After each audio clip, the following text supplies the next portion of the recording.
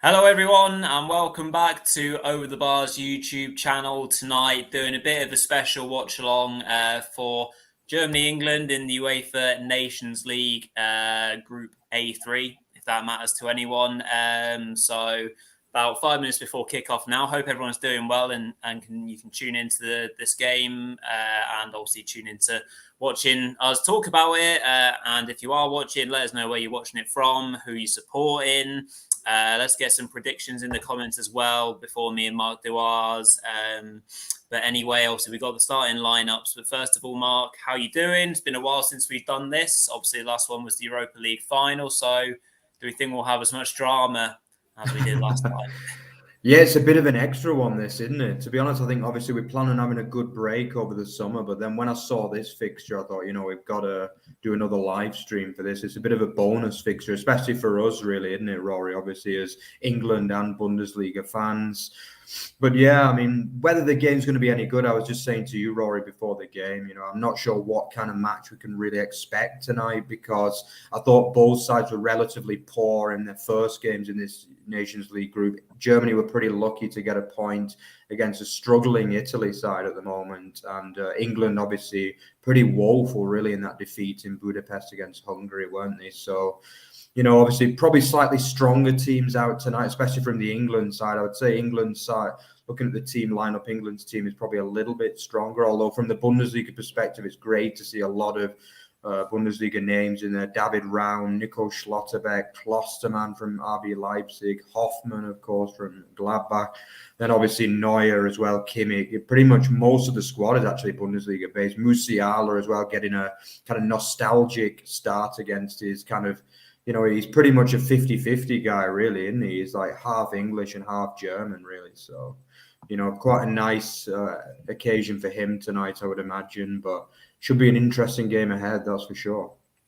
Yeah, we've just got the national anthems going on at the moment in the background. It's being played at the Allianz, which obviously, Mark, you might know more about this than me, but have they been playing a lot of their national home games, Germany, at the Allianz recently? Because obviously, typically, isn't it the Olympiastadion that is the national home? Not so much, really, actually. I think that's their official home. But the thing is, like, unlike England, where like everything just goes through London, let's be honest, in Germany, it's very much a kind of country which like spreads the influence around a lot. So they play a lot of games in Munich. We saw in the Euros last year, those games were in Munich as well, rather than Berlin.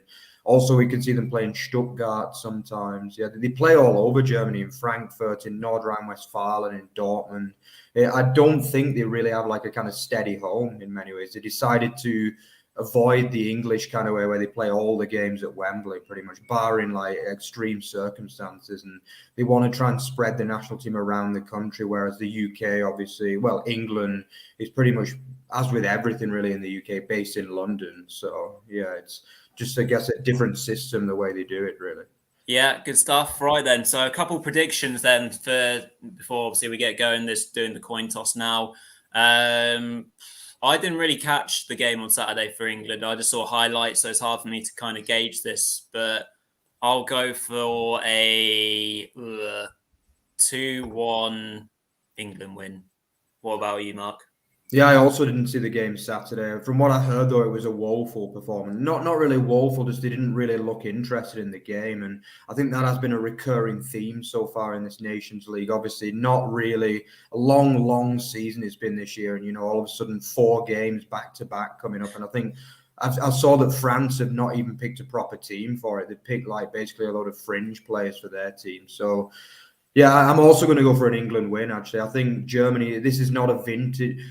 I don't want to say it's not a vintage Germany team because they've got very, very good players on the pitch, but they've been underperforming for a long time now, actually. I often make jokes because they've been underperforming pretty much since the year I arrived in Germany in 2018. So like I kind of brought the English look to Germany, basically.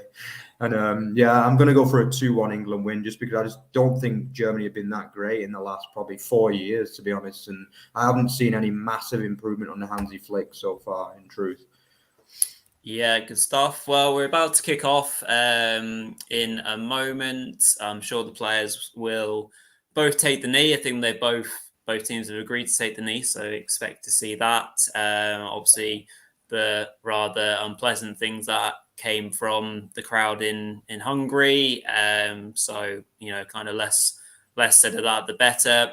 So both teams are taking the knee, and who's kicking off? England are about to kick off in the Allianz, obviously the home of German champions this season, Bayern Munich, and we are indeed away. First and foremost, Mark, what do you reckon to England going back to a back four opposed to, a back three or back five, whatever you kind of call it, I guess? Yeah, I mean, obviously, I think it's more of an experimental thing, really. I don't think it's anything to take too seriously from this game, really, because obviously, I think, as we mentioned, with a lot of the big nations, they're just experimenting in this tournament. They don't really seem to be taking it overly seriously.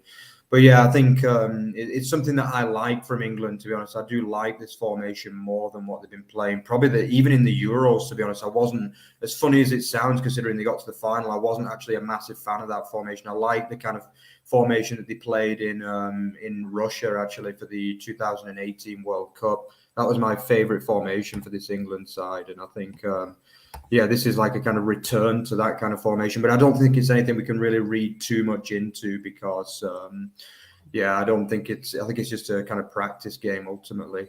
David Ram there with a good pass as well into, who was it, the striker? But David Ram started really, really well into Kai Havertz, who had a good shot straight at Pickford, but good start from the Hoffenheim man, who's highly tipped to get a big move this summer as well. He's already been linked with some of the likes of Dortmund, and even Bayern are meant to be knocking on the door too after a brilliant first season in Hoffenheim. Obviously, after signing from Greuther Fürth, he's had a massive, massive rise, hasn't he? What have you made of him, Rory? Do you think he's one to look out for tonight? Yeah, I mean, like, if we start to talk about players to watch during the course of this game, I've already written David Raum down as a player to look out for. Like, the players I kind of wrote down were ones that you might not have heard of in terms of an English audience, rather than staying away from the likes of Havertz and Werner and Rudiger, because a lot of Premier League and English fans, of course, know about those players. Just at the moment, obviously, England kind of played themselves into trouble there. Trippier, who's playing left back, played a poor pass back into Germany corner, whipped in. And that was Rudiger attacking the ball at the front post. And somehow England have just scrapped the ball away. Poor start from England, this, isn't it? It really is. They could easily find themselves a goal down inside 2 minutes here. I think Germany have had 2 chances now in the first 2.5 minutes or so. I tell you what, though, that is really good defending by Walker at the back post, because Müller has basically got an open goal there if he doesn't. For sure, yeah. If he doesn't get a touch on that. So we're going to have a follow-up corner in a minute, but John Stones receiving a bit of treatment. England obviously want him to be okay. Obviously, that kind of central partnership with Maguire that worked so well at times. Whipped in now, and that's headed away. And England are now still defending. Second phase, and the ball is now fallen to Kane, and he's not won a free kick. Ooh. He just about scrapes it away. All very lethargic, this from England so far, isn't it? Like, they need to shape themselves up a little bit. I know it's still very early days, but they've not started the game well at all, have they? Let's be honest. Yeah, absolutely. 3.5 minutes in, Germany pressing very well. Look, a lot more energized than England so far. Let's hope the 3 lions wake up very soon. Schlotterbeck there just rising above Kane, and Neuer. Oh, he's been showing up a little bit there, hasn't he? He has, and Neuer just about deals with that in his traditional sweeper-keeper move. And Germany back on the attack. This is very end-to-end so far, to be fair, isn't it, Mark? It's hard to know what kind of game we'll get today, as you say. It could either be a 0-0 border or it could be 4-3, But again, Pickford there with a dodgy touch, almost going out for a corner.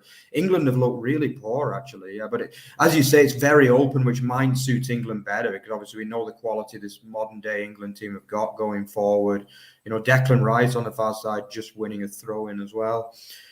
But yeah, I think it's an interesting game, obviously with a lot of these German players also playing in England. It's a pity we didn't see Jude Bellingham really tonight. I'm a little bit disappointed he's not been given a run out. I'd rather have seen him tonight rather than in the game against Hungary.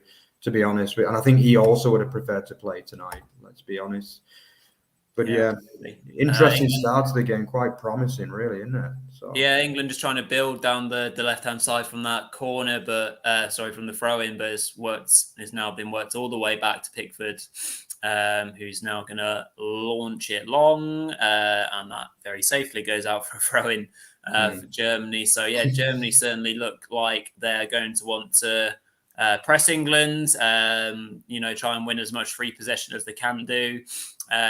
Mark, it would have been very interesting from a German point of view to have seen a central partnership in defence of Nico, Schlotterbeck and Niklas Süle, of course, who will be new Borussia Dortmund partners. Oh, wait a minute here. Sorry, just as kind of talking, Sterling went through, and it's very well defended there by was that Klosterman at the front Rudiger, post? Rudiger. He's showing his quality. Obviously, ahead of his big money move to Real Madrid. He's just signed a contract for Real, hasn't he? So yeah, good play by Kane as always. Very good vision, playing Sterling through. Obviously, he always knows where his England colleague is, and England now on corner duty, set piece duty here, and Kieran Whippier, as he's known, will hopefully deliver the goods as he drives it in, but again, front post.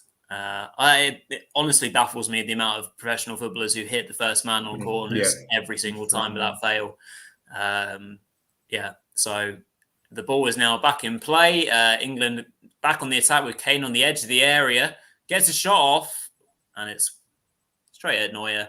Decent shot, first shot on target for England. And this is very early on. The first 3 minutes belong to Germany, Mark, but the next three, England have come back into this game quite well. So we're looking like this game could shape out quite nicely, actually, because it's very open compared to what I thought it was going to be, really.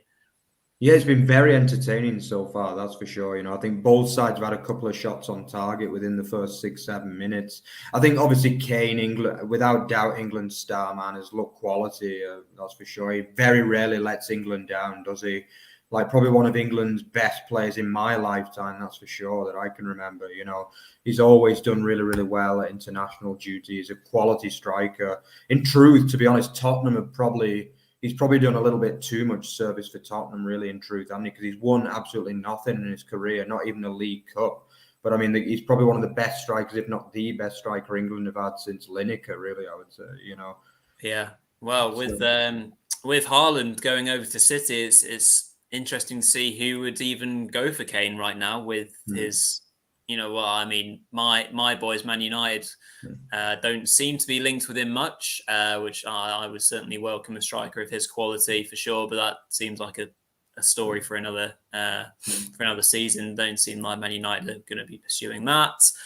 Germany just playing it around the back at the moment, and Rudiger almost putting Schlotterbeck into trouble there. But good play from Schlotterbeck, our Bundesliga man there. Great play from him. Just as he's done all season, and what we could probably say with regards to the player, if you've not heard of him much, having just obviously signed for Borussia Dortmund from Freiburg, he is incredibly good at taking the ball out of defence and starting attacks, basically. So he's just obviously showing it and demonstrating it there very clearly. And he's also injured someone in the process by the looks of it. Calvin Phillips, by the look of it, isn't it? Oh dear, it's not what he needs after being out for a good chunk of last season or the season just gone. Although I'm sure he'll walk it off. I think he's linked with United as well, isn't he? Like he's the kind of player that United could probably do with, in truth, actually. I'd happily have him at United, but a lot of my Leeds United friends and pals would not welcome that. Obviously, they've seen enough of that with regards to Rio Ferdinand and Alan Smith jumping ship over to United before, and obviously Cantona. So yeah, they probably don't want that to happen. I think it might have been more of a possibility if Leeds got relegated, but that didn't happen. So I think he'll stay put for now, unless City go in for him hard. He's even been linked to City, to be honest. It seems as though City are the only ones that can prize players away these days in the Premier League. It's strange because obviously Declan Rice has been linked with a move for years as well, but West Ham always seem to keep on to him. Yeah. The same with Phillips, the same with Kane, but all of them, fair play to them, really. They've all stayed with the boyhood clubs. I mean, it's quite a good trend, I think, in English football, actually. A lot of more players are doing that, really, now.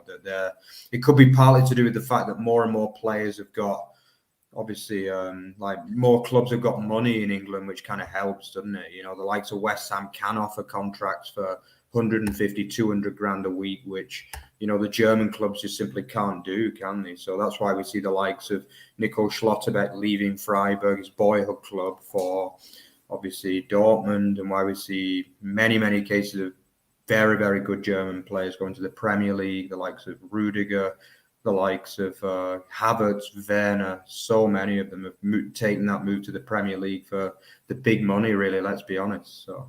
Yeah. Right, back to the game. England are restarting it with Pickford. I didn't actually see what happened there. I saw Phillips walking off, so I haven't seen if they've made a change or not. I can't see him on the pitch here as Germany advance with the ball. Kimmich just on the ball there, inside of England's half as they travel down the left-hand side.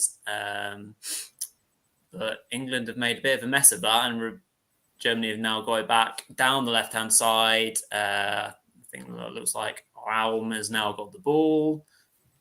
Just on the edge of the area here for Havertz. Shot blocked, and England can now charge away. Another big tackle there being made by Schlotterbeck.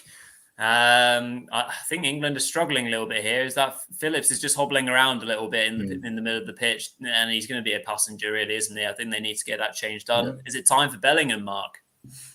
Yeah, I'd like to see it personally. Obviously, I do overall, I'd still probably rather see Phillips in the team, simply because I absolutely love that central midfield of Rice and Phillips. After the Euros, I think nobody can argue with that.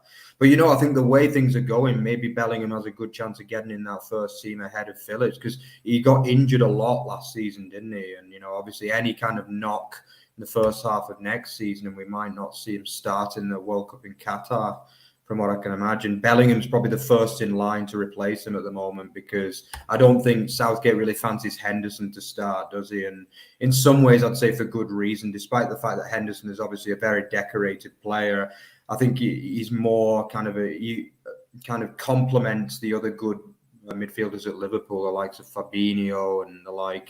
I think in England's team, he tends to look a bit lost. Would you agree with that, Rory? He's not the best in an England shirt. Oh, is that a goal? No, he's just offside by the look of it. Just the ball offside. Was put in the back of the net by, was it Muller in the end? Yeah. Yeah. Or maybe a foul on Phillips. He can't stay on the ground, on his feet, Phillips, at the moment. No, he's done. And it looks like, have we got our wish? We have. Yeah, it looks like it, yeah. I think Bellingham definitely got his wish, that's for sure. Excellent news. Like it. Good stuff. Well, there we go. A bit harsh on Phillips there, Rory. I just want some more Bundesliga players, frankly.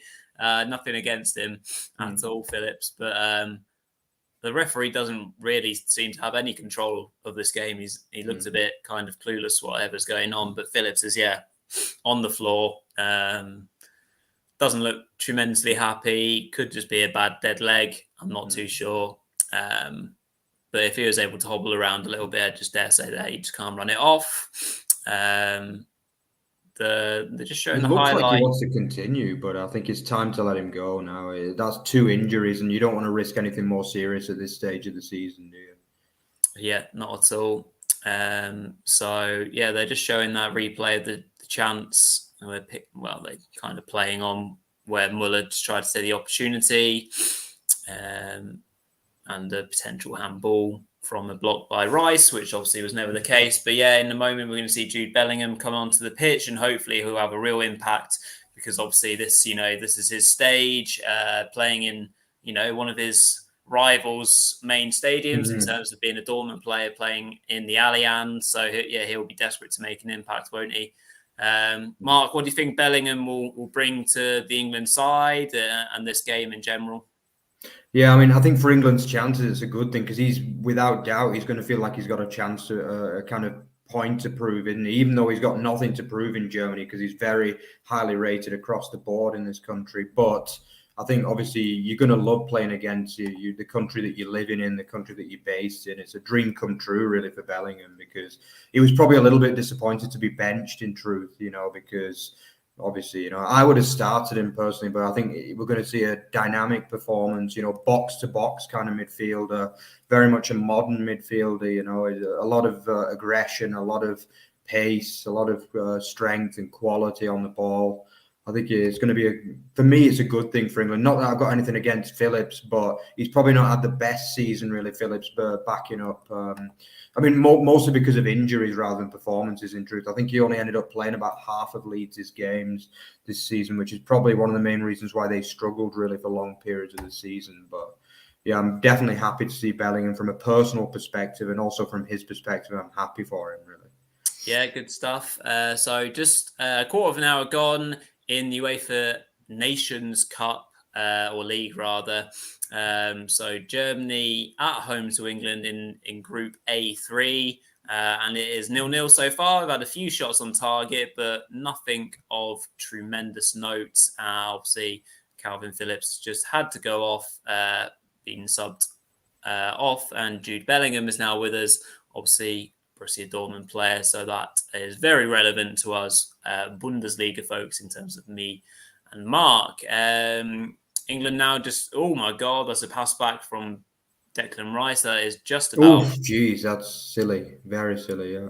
Yeah, just about dealt with. Here's Hoffman down the right, swung in, and just inches away, I think Musiala at the front post to get in a crucial touch, but Pickford has the ball in his hands, and it is England back on the ball. England struggling with ball retention here, really, aren't they? They can't, England can't hold on to the ball, and Germany's press is really working, isn't it? Yeah, the England has struggled. They've not been very good. Apart from, I'd say only Kane really can take any kind of pride from his performance so far. I think, as you say, we saw Trippier passing the ball out for a corner earlier. Rice has been uncharacteristically poor so far as well, because I'm a massive, massive Declan Rice fan. I think he's barely put a foot wrong in an England side, especially in the Euros, obviously in summer, but just in general, he's been very good since he made his debut. I think 3-4 years ago now. Yeah, but England need to kind of get themselves sorted a little bit, because Germany won't waste too many chances. They do have quality up front. Müller, obviously, I think he was dropped by Jogi Löw, wasn't he, for a couple of years, but obviously recalled by Hansi Flick, his former Bayern Munich manager as well. So, I expect to see a good performance from him, looking to kind of re-establish himself in this German side. He's pretty much been a regular ever since he got re-picked, which I think he got picked again the first game back, actually, of Hansi Flick. So it was great to see him back in the Germany shirt. Not so good for England, because he's been England's nemesis many, many a time over the years, hasn't he? Let's be honest. And many, many teams' nemesis, let's be honest as well. Obviously won the World Cup with Germany in 2014, made a couple of finals as well in I think he made a couple of semi-finals before that as well. So, great decorated player in German history, that's for sure. Yeah, great play from Declan Rice just there, using his energy and his pace, actually, to get back and stop a pretty promising Germany attack from building there. And England spraying these diagonals, and it's not coming to fruition too much. Kane just trying his luck there to find... I think that was Sterling, or Saka rather, and Germany back in possession. Both teams trying to play out from the back. Germany almost got themselves in trouble a few minutes ago, doing the same thing as England now, trying to implement a bit more of a press themselves. Maybe, they'll do that with the more kind of attacking-minded Bellingham on the pitch instead of Phillips. But now the ball is back with England, with Pickford, and England are now trying to play out from the back.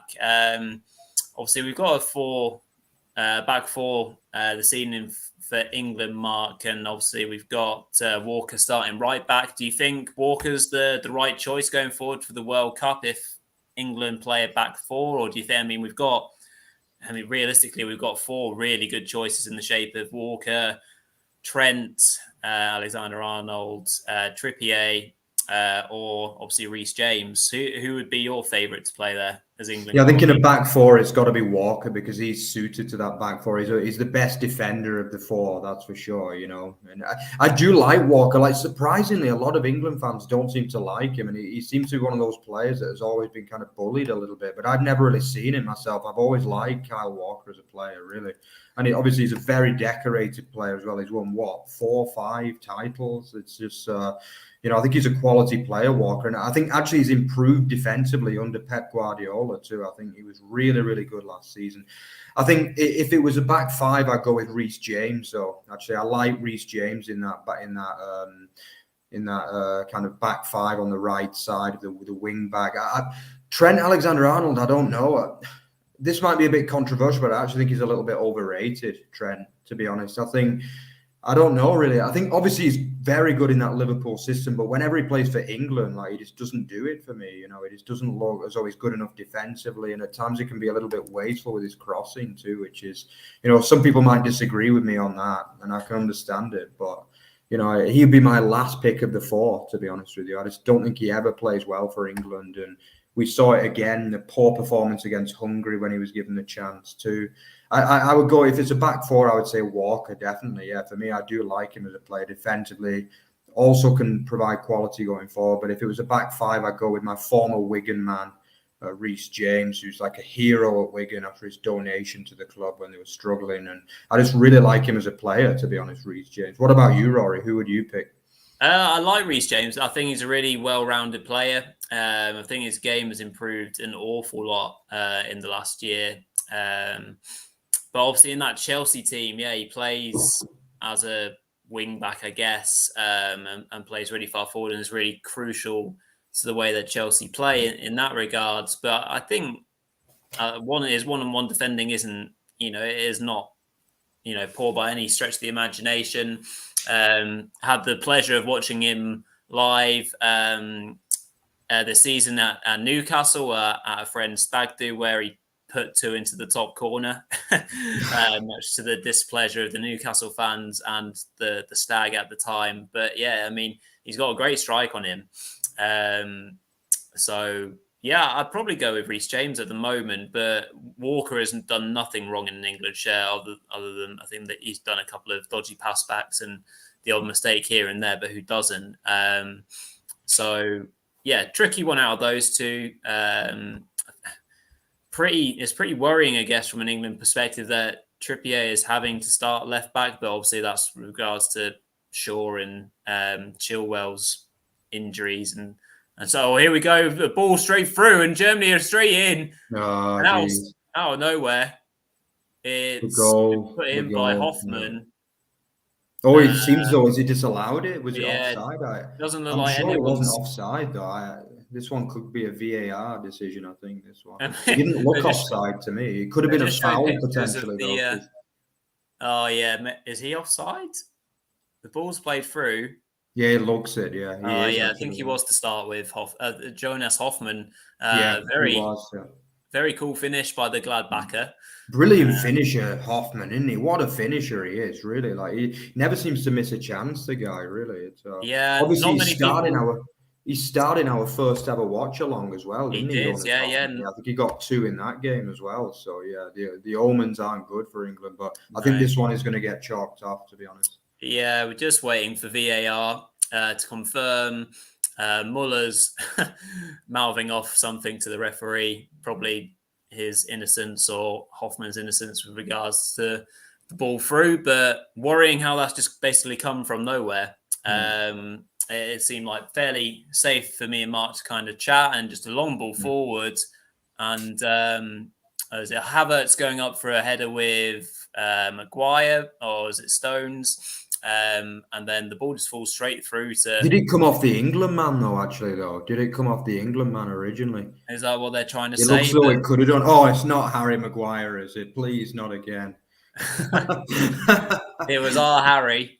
It was Maguire. But I don't know, though, the original ball was offside, but you never know the rules these days. It's so complicated, isn't it? It's we're still waiting here. It might be a goal because I think it did hit Maguire on the way, but a few years ago it would have been. Yeah, disallowed pretty sure it. he's disallowed it. Yeah, he's Yeah, disallowed it. I think it's the right decision in the end. Yeah, I think because the original ball forward, he was in an offside position, wasn't he? So it's kind of common irrelevant. sense prevailed on that one, I think, didn't it? So I'm just glad for Harry Maguire's sake, to be honest, because the guy, to say he's had a bad season is just an understatement, really, isn't it? Let's be honest. absolutely. I mean, he just doesn't seem to be able to do anything right these days. But I don't know whether it's just his quality is not that good. I don't know, or whether he's just lost his confidence. I'm kind of undecided a little bit, really, at the moment. But I think, what do you think? You're a United fan. What would you say about I Harry mean, Maguire?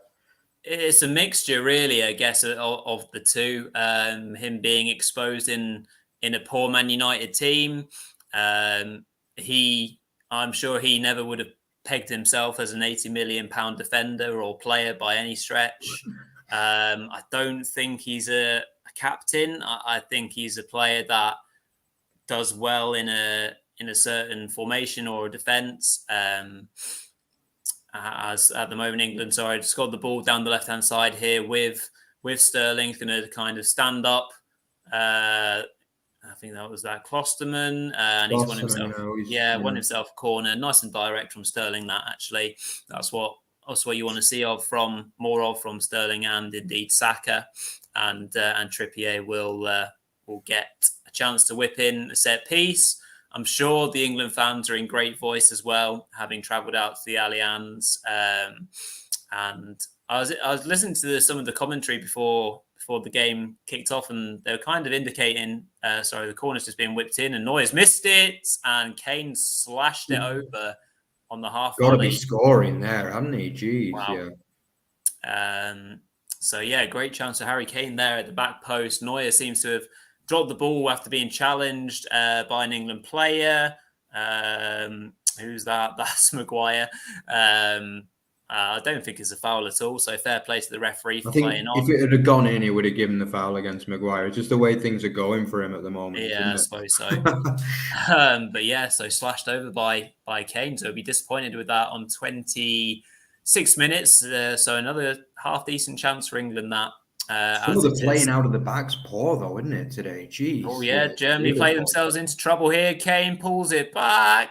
No one is there to meet it. But Sterling will retrieve the ball, and England in a dangerous position here. And like you say, Mark, the playing from the back is not working for either team. But I suppose credit to both sides for pressing well, I guess. Yeah, the press is very strong from both sides. Yeah, that's for sure. Yeah. But Germany have managed to work their way out and can travel down the left-hand side here with Raum. Plays it back inside to Kai Havertz. Good feet. Can he lay it off? Oh, selfish play on the edge of the area. Still Germany have the ball, though. Good chipped-in ball. And it's Pickford's ball. Raum showing his quality, though. He's done really, really well this first half hour. Raum, he's not put a foot wrong, and he's played a few really good passes into dangerous areas. Oh, they're not checking for a handball against old Harry again, are they? I mean, they just need to. They need to just stop showing the replays of these handballs, because it just makes you think that they're going to check them when there's absolutely no need. But yeah, it's not been checked, so it's all good. I actually get a bit worried for Harry Maguire these days, because I don't think he's the best footballer in the world, but I can honestly say for England, he's always done well for me. Like, I think in the World Cup 2018, he was like the hero of England at that time, wasn't he? Like, people loved the guy. And it just seems to have turned. And I think even in the Euro 2021, I think he missed the first two games, but when he returned, you really saw the difference, really, in the defence. He did. And I thought he was really good, but that's what makes me think maybe he's not that bad, and it is just a poor United side that he's playing in. I don't know, really. Chance for England here, though, with Saka. A bit slow to transfer the ball there, England, but they had a chance. Yeah, good chance to break on Germany, and it was a good block in the end, and it's led to an England throw in the kind of bottom left corner, so they can try and build from there. I'm not sure he was taking the shot on the edge of the area. Was it Bellingham? I think it was Bellingham, wasn't it? Yeah, I think it might have been. He looks up for it, Bellingham, though, well and truly. Yeah, absolutely. Good play by Sterling and Trippier up to a point, and then it's play behind for a goal kick. So almost half an hour done here on Over the Bars YouTube channel. Hope everyone is doing well, tuning in this evening, whatever you're doing. If you're watching the game and watching us simultaneously, or just watching us through YouTube, hope everyone is enjoying the show and the coverage so far. Hopefully we'll have a goal or two to commentate on and bring to you shortly. A more kind of risky game by both sides so far this evening, as Germany are bringing the ball out down the left, and this is a good chance to spray the play, and Trippier backing off does really well to get the throwing out. And I think he's fallen Trippier now onto Hoffman, and now I think we've got another indirect injury from the Schlotterbeck one. Trippier's fallen backwards and headbutted Hoffman in the leg by the looks of it. So I'm sure that would probably have hurt Trippier more, you would imagine. But Hoffman's gone down in a big... Yeah, I think he knocked him and then he fell funny, didn't he? Like that could be quite a painful injury in football. That if it was with force. Trippier does not look overly comfortable. No, neither does Hoffman, to be frankly honest. So I'm not sure who Southgate would turn to if he needs to change the fullbacks. I'm not even overly sure who's covering the squad. It might have to be a bit of a shift around. Obviously, I know Connor Cody's in the squad, but obviously he's the centre half, so I don't know what they might shift the formation. Just showing that chance for Kane where he pulled the ball across goal all came from the Jude Bellingham press on Nico Schlotterbeck, who are obviously going to be teammates next season. So not sure Nico would have been thanking Bellingham for that one, obviously putting him in the spotlight for making a bit of a big error there. So we're just kind of waiting for the treatment to be done on Hoffman and Trippier, and both players look like they're going to continue. Oh, well, actually, Trippier is walking down the... Looks like he's finished Trippier by the look of it. Yeah. Oh, no, he's come back on. He has come back on. Hoffman's back on the pitch, though. Yeah. Oh, no, he's back on. He's back on now. So both players are back on the pitch. But it looked like Trippier was walking down the tunnel, didn't it? But then all of a sudden he just must have had a change of heart or something. I don't know. Didn't fancy it. So, yeah, he's now... back on, and he's sprayed the ball into Raheem Sterling, to which he's pressured very well, and Germany have won the ball back. And is that Sterling now stretching off a little bit? God, what's going on here? Yeah, down he goes. Another England player is succumbing to injury here, and is that just the sign of what is the point in these international? I know we're doing a watch along for it, and it's a really big game between Germany and England, but the timing of these games, Mark, surely it's madness.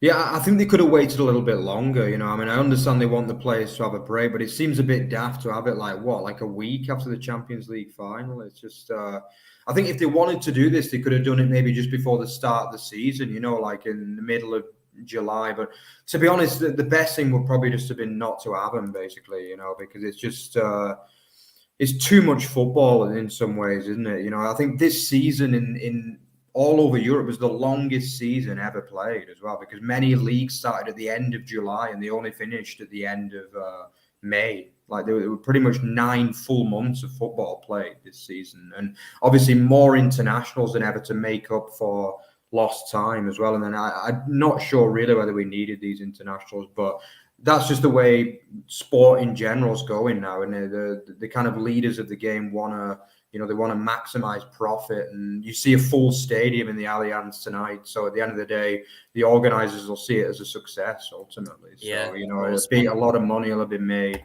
Yeah. People all over the world watching the game. Hopefully you guys on our stream as well. But yeah, I think, money does talk more and more in everything really nowadays, doesn't it? It's just what everything is. Money talks, I guess it's always been like that a little bit, but it seems to be becoming more and more. And it's not just in football, it's in every sport. It's in tennis, it's in golf, it's in even rugby union, I think is, going more and more down that route, isn't it? So.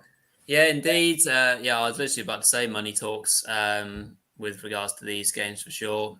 But anyway, let's try and enjoy the game. So we're back underway. England back in possession. Pickford playing it short, and Germany pressing really well again. Pickford has to go long up to Kane, and England do pick up the second ball, so they've got possession again. I think obviously England are probably having to go longer, a bit more than they would want, but there's obviously absolutely no problem in mixing things up to keep Germany on their toes. And the likes of Schlotterbeck and Rudiger obviously need to be tested with those kind of balls in behind them, really, because at the moment there's not a great threat of that happening, and Germany have got the ball back.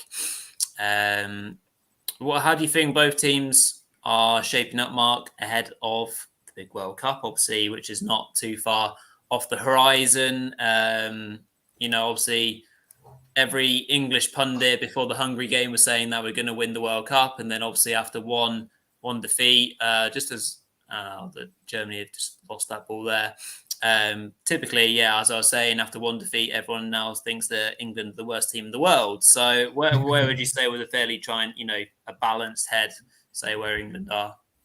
Yeah, I think that's classic English pundits, really, isn't it? And English fans. But I wouldn't read anything into any of these games. Actually, even if England lose 4 out of 4 this summer, my opinion won't change at all.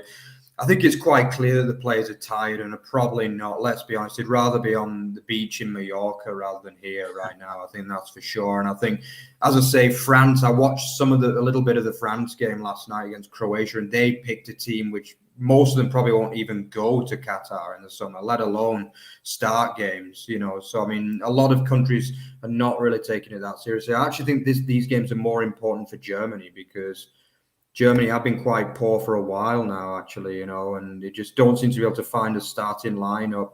They're trying to get that balance, between the experience of like some Müller and Neuer, but also some young, fresh blood in the team as well. But they don't seem to be able to get it right at the moment, and a few players getting criticised by the German media. Not so much since Flick took over, but especially in the Löw days, But I don't think really Flick has exactly set the world alight since he took over either. Although, almost a goal there. The cross coming in, a really nice stood-up cross. I think Kai Havertz is one player that always does well for Germany. He's probably better at international level than he is at club level, really, I would say. Yeah, he's had a decent game so far. Leapt up well above Trippier, didn't he? But kind of mistimed the header, and it kind of hit both of the backs and went behind for a corner, which Kimmich is about to swing in. But yeah, I definitely think these games are more important for Germany in my eyes. I think England, they've had 2 very good tournaments in a row. The fans are generally happy with them. What would you say from the English? Obviously, you're living over in England, Rory. The corner just about scrambled clear there. What would you say over in England? Are people quite happy with how the team's progressing, or are they expecting a bit more at the moment? I think it's obviously your typical, like, every England fan can have a very different opinion. Just a minute. Germany got forward well here down the left. The cross has kind of been messed up, and it's a bit of, what is Pickford doing? And punches the ball out when he could have just caught it under absolute, some pressure. I think it's now offside. Germany down that left-hand side, Mark, with our kind of one of our big Bundesliga players that, we were saying to watch out for. David Raum is causing all sorts of problems down there. He's really having a good game, and it's looking like he's cementing his place in the national side at the moment, the way he's playing. I actually think Raum and Schlotterbeck have been Germany's best players, which obviously is great from a Bundesliga perspective, that's for sure. I think Schlotterbeck can also be happy with how he's done in that defence. And I think Raum was being really raved about. I think he only got called up for the last window. That was his first call-ups, and he was highly rated. I think he even ended up getting a goal or an assist in those games, and he's looked very good tonight, as you say, Rory. And I think if he puts in performances, he's also playing for his future, because he'll fancy a big move, that's for sure, because he was... I'm not sure whether Hoffenheim is big enough for him nowadays. Because I was about to say, if you're a Hoffenheim fan, you're probably begging that he doesn't play too well to raise the profile even more. But yeah, he's obviously having a good game so far. 39 minutes in, Germany coming forward again here with Havertz down the right. seems to be winning the midfield battle at the moment as well. Germany, they're getting a lot of second balls, hustling England really well.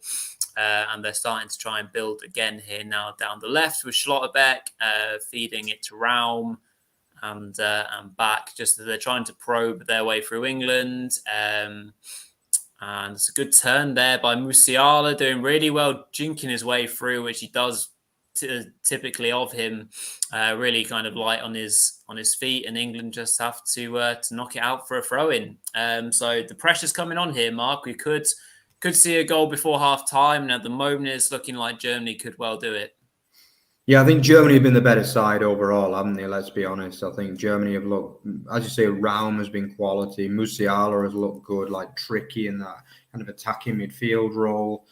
I think, Hoffman has also been good. Yeah, I didn't mention him before, but Hoffman, obviously the other Bundesliga player obviously is not playing for Bayern or Dortmund as well, has done really well too. Yeah, I think Germany will be quite happy with their performance. I'm not sure whether England will really be that happy, in truth. Obviously, they missed that sitter really through Kane, which was actually the best chance of the game. It should have, but that came from a German terrible mistake. Obviously, Neuer dropping the ball right in front of him. I don't think England have been that good, really. They've had a couple of moments, but I think in general they've been quite poor. Probably Germany will feel a little bit unlucky with that disallowed goal because maybe did it come off Maguire? It's one of them. A lot of them are 50-50, even with VAR. A lot of them are 50-50 still, aren't they? The rules are getting more and more complicated, so no one really knows what's going on these days. So, yeah, that one was probably a little bit unlucky to get that disallowed. But I think, Germany have been the better side for me. Müller has also been quite good. Probably Havertz has been a little bit wasteful, hasn't he? He's probably not had his best game. Some of Rudiger's playing out from the back has been a little bit dodgy as well. But yeah, I think in general, Germany have been the better side. What would you say, Rory? Yeah, I reckon so on the balance of play. But I think there's encouragement to take from England's press. I think that probably should have been a foul on Sterling there, but now Germany can kind of build and get out of the press and attack themselves. Good looking ball, diag down to Raum, pulls it back for Havertz inside the area, being pressed, and it's gone back to him, and it looks like it's just going to fall through now. And Havertz gives away the free kick. Havertz again, it was poor really from him after more good work from, I think, Raum again, wasn't it? Like, he's not having his best game here, Havertz, that's for sure. Maybe he's trying too hard, obviously. Not completely convinced England, the Premier League fans, really, of his quality, has he, over at Chelsea? But I think, obviously, he seems to be one of those players that's good in the big games, but he doesn't do it often enough in the Premier League, does he? That's the problem. And not having his best game here for me, that's for sure. Yeah, I think that's a fair reflection, to be fair. I think he has turned up for Chelsea in a lot of big games, in fairness to him, and got some important goals, but he does seem to be slightly inconsistent in that regard. But that was his... Last season was his first full season with Chelsea, wasn't it? Or no, two. He's been there two because he scored the winner in the Champions League final against City, didn't he? Of course, yeah. I think the fans like him. From what I can gather, the fans like him. I mean, you're always going to like the guy who scores the winner in the Champions League final, aren't you? But from what I can gather is that Chelsea fans really like him, but Premier League fans as a whole are not fully convinced by him because obviously he was signed as like a kind of striker / attacking playmaker, wasn't he? And I think he's only got like 4 or 5 goals both seasons in the league, which is probably not a little bit underwhelming numbers wise, isn't it? Yeah, it is, unfortunately for him. Hopefully it will come good for him because obviously he's a young lad and he's decided to try and take a big move outside of out of Germany. But we'd very much welcome him back in the Bundesliga to be able to commentate on him on the Bundesliga show if he ever wanted to come back to to a Leverkusen or something like that. That would be an exciting mix, wouldn't it, with the team that Leverkusen are starting to put together right now. For sure. Just looking at the stats, actually, he actually got 8 goals in 29 Premier League appearances. So it was an improvement on only 4 in 27 in his first season. So he is there is signs of improvement. I think 8 is an okay number for an attacking midfielder, really. But I think he has played quite a bit as a striker under Tuchel as well. I think he was originally an attacking mid, but more and more as his career is progressing, he's becoming more of a striker, I think. But he's one of them. He's only 22. I think he'll start banging the goals in eventually if he's given, if they keep faith in him, I think. Yeah. Again, bit kind of the game's gone a bit scrappy just before half time. So we've got 44 minutes on the clock here. just before half-time in the UEFA Nations League contest between Germany and England. Here we're doing a watch-along on Over the Bars YouTube channel. For everyone that's watching, good evening. Hope everyone is doing well. If you just kind of joined into the stream, and thank you for everyone that's continued to watch from the start. So we've got a Germany free kick here. I think it was Declan Rice who made a foul about halfway inside the England half, pretty central towards goal, and Joshua Kimmich is, by the looks of it, going to whip in a free kick here. So what are we going to have? Plays it deep towards the back post, headed in well, and it's Harry Kane on defensive duty, and the volley on the edge of the area by Musiala. It was too central to trouble Pickford on that occasion, Mark. Yeah, I think if that had been like 50 centimeters either side, especially if it was to the near post, it would have been in big trouble there, Pickford, I think. But yeah, obviously he's another one. Pickford's another funny player, because for me at club level he's not that good, but for England, has he ever really put a foot wrong in probably 50 caps? But it's really bizarre, isn't it? Because we've got 8 minutes of added on time here because of the three injuries at least that we've had where people have had to sit down. But England have robbed the ball here, and it's Mason Mount feeding it to Saka inside the Germany. Oh, and that's a very good instinctive save by Manuel Neuer. Good effort from Saka that, and Germany almost caught cold there. I'm not sure who won the ball in midfield for England, but well done to whoever it was. It was Mount, wasn't it? I think it was Mount, to be fair. Kimmich kind of just flopping to the floor there, wasn't it? And it was right at Neuer, to be fair, but he had to get a palm to it, and that's decent effort though. Really, he did well to beat Schlotterbeck. Schlotterbeck showing up a little bit there for the first time, and it was a powerful shot. Yeah, but we know that Neuer's one of the best keepers in the world, one of the best keepers of the 21st century, really, isn't he? So he's not going to let them in. But no, so probably England's best effort, I would say, maybe. Corner just whipped in there, which is flicked on, presumably by an England player, and it goes out for a Germany throw-in. So danger averted there for Germany. You'd imagine they'd be pretty naffed off, for a better word, if they went in a goal down at half time, because they've been the better team, I would say. But England, scraping to stay in the contest, and they've won themselves another free kick here, England, and just inside of Germany's half. Musiala being a bit too overindulgent against Jude Bellingham. So that was a nice little matchup there, actually. Bellingham scrapping really well there, Mark.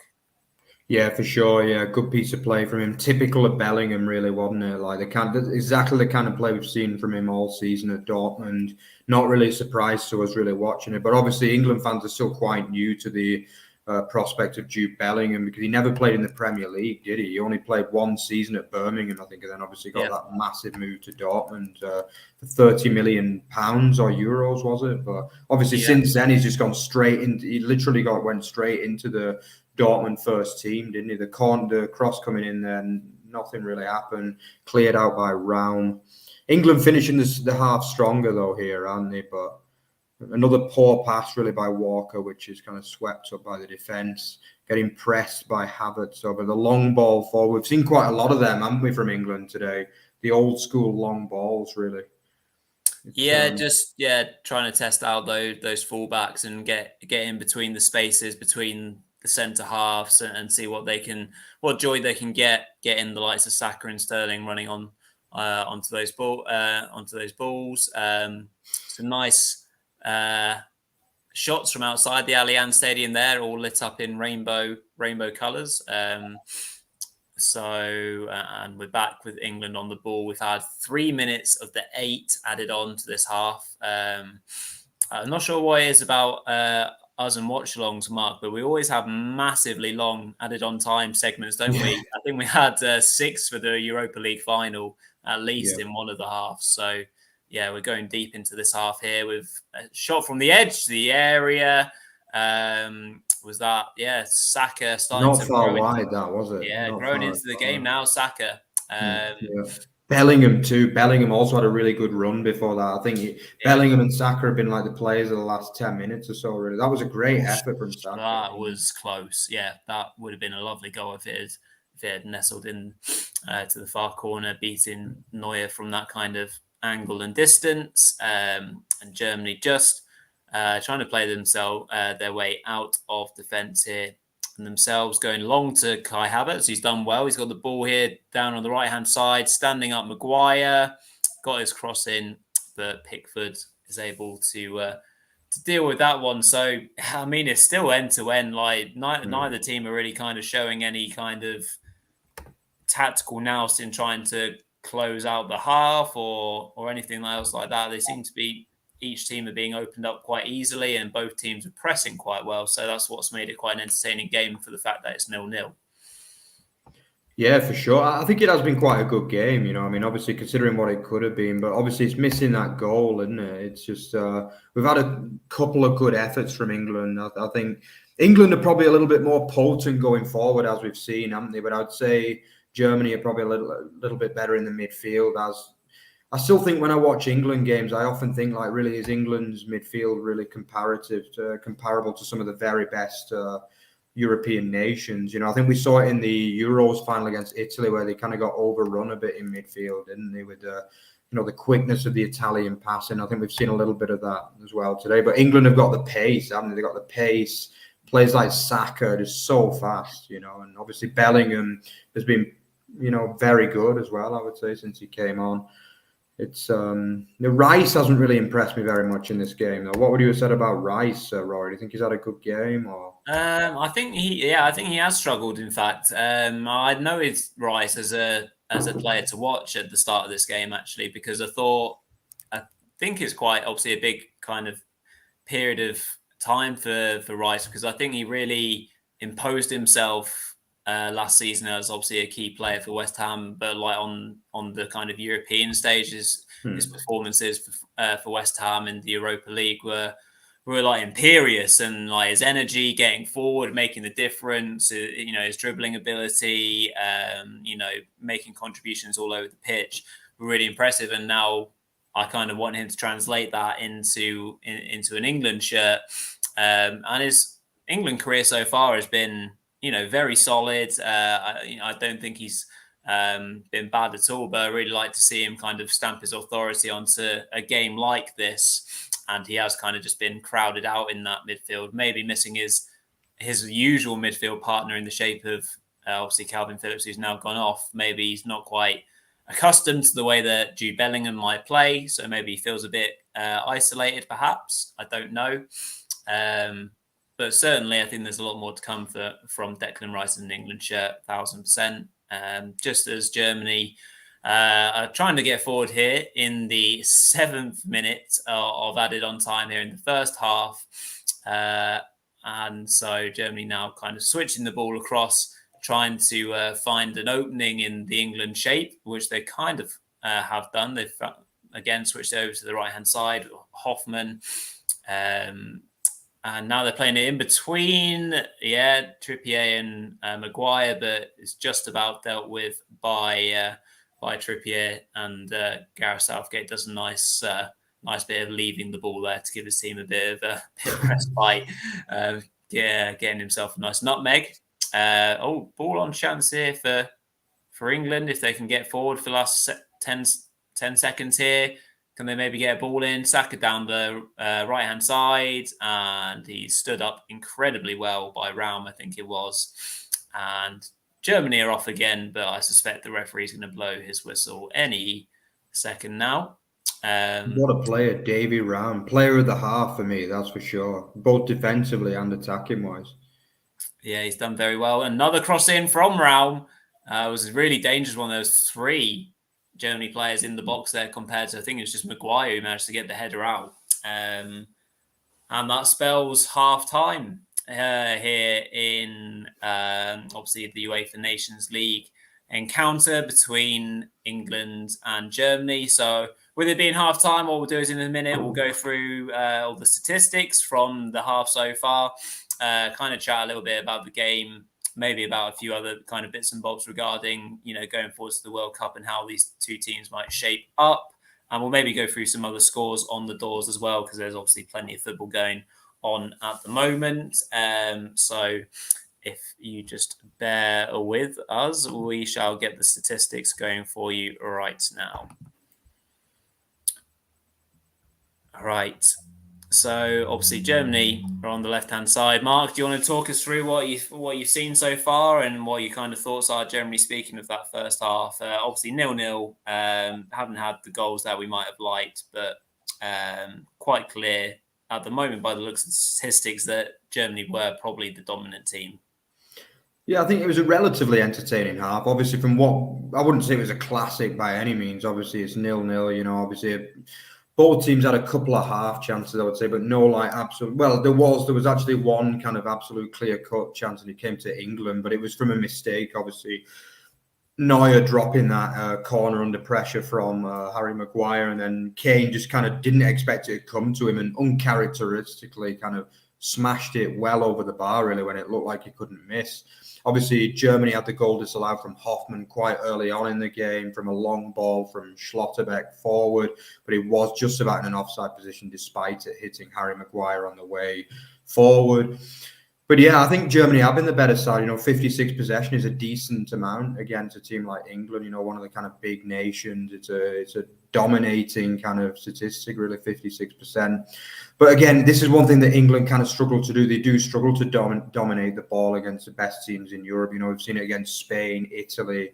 They pretty much always get beaten in terms of possession, which is probably, for me, I'm not one of those people that believes that possession is everything in football. But I think, if you can keep the ball against the best teams, it does show like what kind of quality you've got on the ball at the end of the day. That's why Pep Guardiola, the very, very best coaches out there, they realize the importance of possession, because at the end of the day, if the other team is running all the time, then they're going to get tired. And eventually, if you've got the quality on the ball and the kind of playmakers to make the key passes, then you're going to score goals, aren't you? And that's, for me, probably why England haven't managed to win a tournament in this last 5 years or so, because we've seen a very good England side, massive improvements, the best side since probably the early 90s, that's for sure. And I think, we've got a lot to be proud of this team in England, but we have seen again here that against the best teams that Germany managed 5 shots on target against England's 2, 56% possession.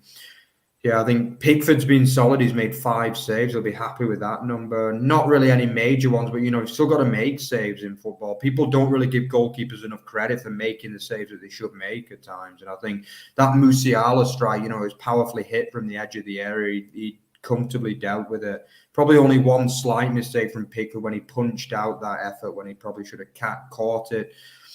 But yeah, I think...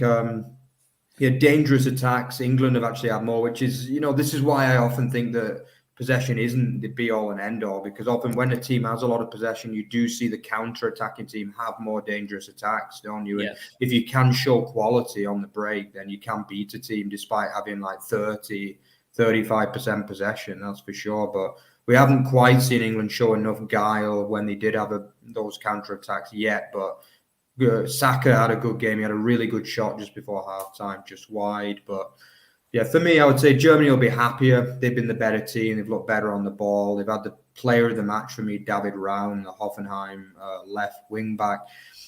I just think Germany have been better, but it's nothing to worry about for England. As we said, even if they lose this game 3-0, I wouldn't be massively worried for England, to be honest. Well, what would you say, Rory? Any stats that stand out for you? Not massively. I think, it all kind of makes sense, doesn't it? The statistics that we've seen so far. I think it is interesting that the dangerous attacks are more in favour of England. Obviously, it depends what website you're probably using and what is defined as a dangerous attack.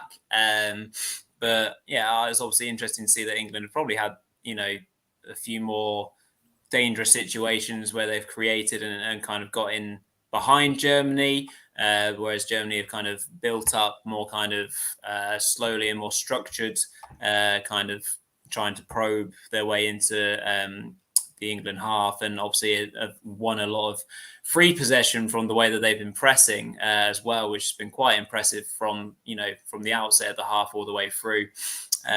So that that's obviously one thing that we've seen that's created a lot of ball retention for them. obviously, as we can see with the ball possession.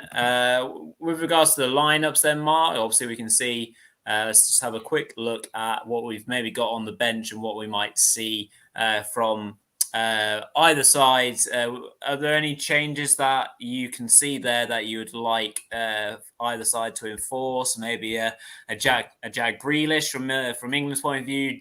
Bowen, obviously, he sounded like he had a pretty decent impact in the Hungary game. Out of all the players, he came out with a lot of credit. Tammy Abraham scoring goals for fun for Roma with Jose Mourinho. What about? I think they're the players I'd like to see from an England point of view. What about the Germany players? Yeah, definitely. I would agree with you, Rory, on Abraham. I do like to see England players go abroad. I think it generally improves them as a person and as a player, really, in many cases. We've seen it with Bellingham. Would he be that good if he'd have joined Man United or Man City? Probably not at this stage in his career. And I would agree with Abraham to have his best season as a professional by a country mile last year, and in a notoriously hard league to score goals, Serie A as well. He's done really well. The fans absolutely love him over there as well, which is quite a big, not easy to impress those Italian fans, that's for sure. And from what I can gather, they're big fans of Tammy Abraham. So I wouldn't be surprised to see him in the second half, that's for sure. He deserves a run out for what he's done. Again, a player that wasn't particularly rated in the Premier League, but doing the business on the continent so far. Yeah, as for Germany, again, Goretzka, obviously probably the big name really on the bench, obviously a real quality midfielder for Bayern Munich. Gundogan has never really done it for Germany, I'm going to say that, because he has a lot of respect in Germany.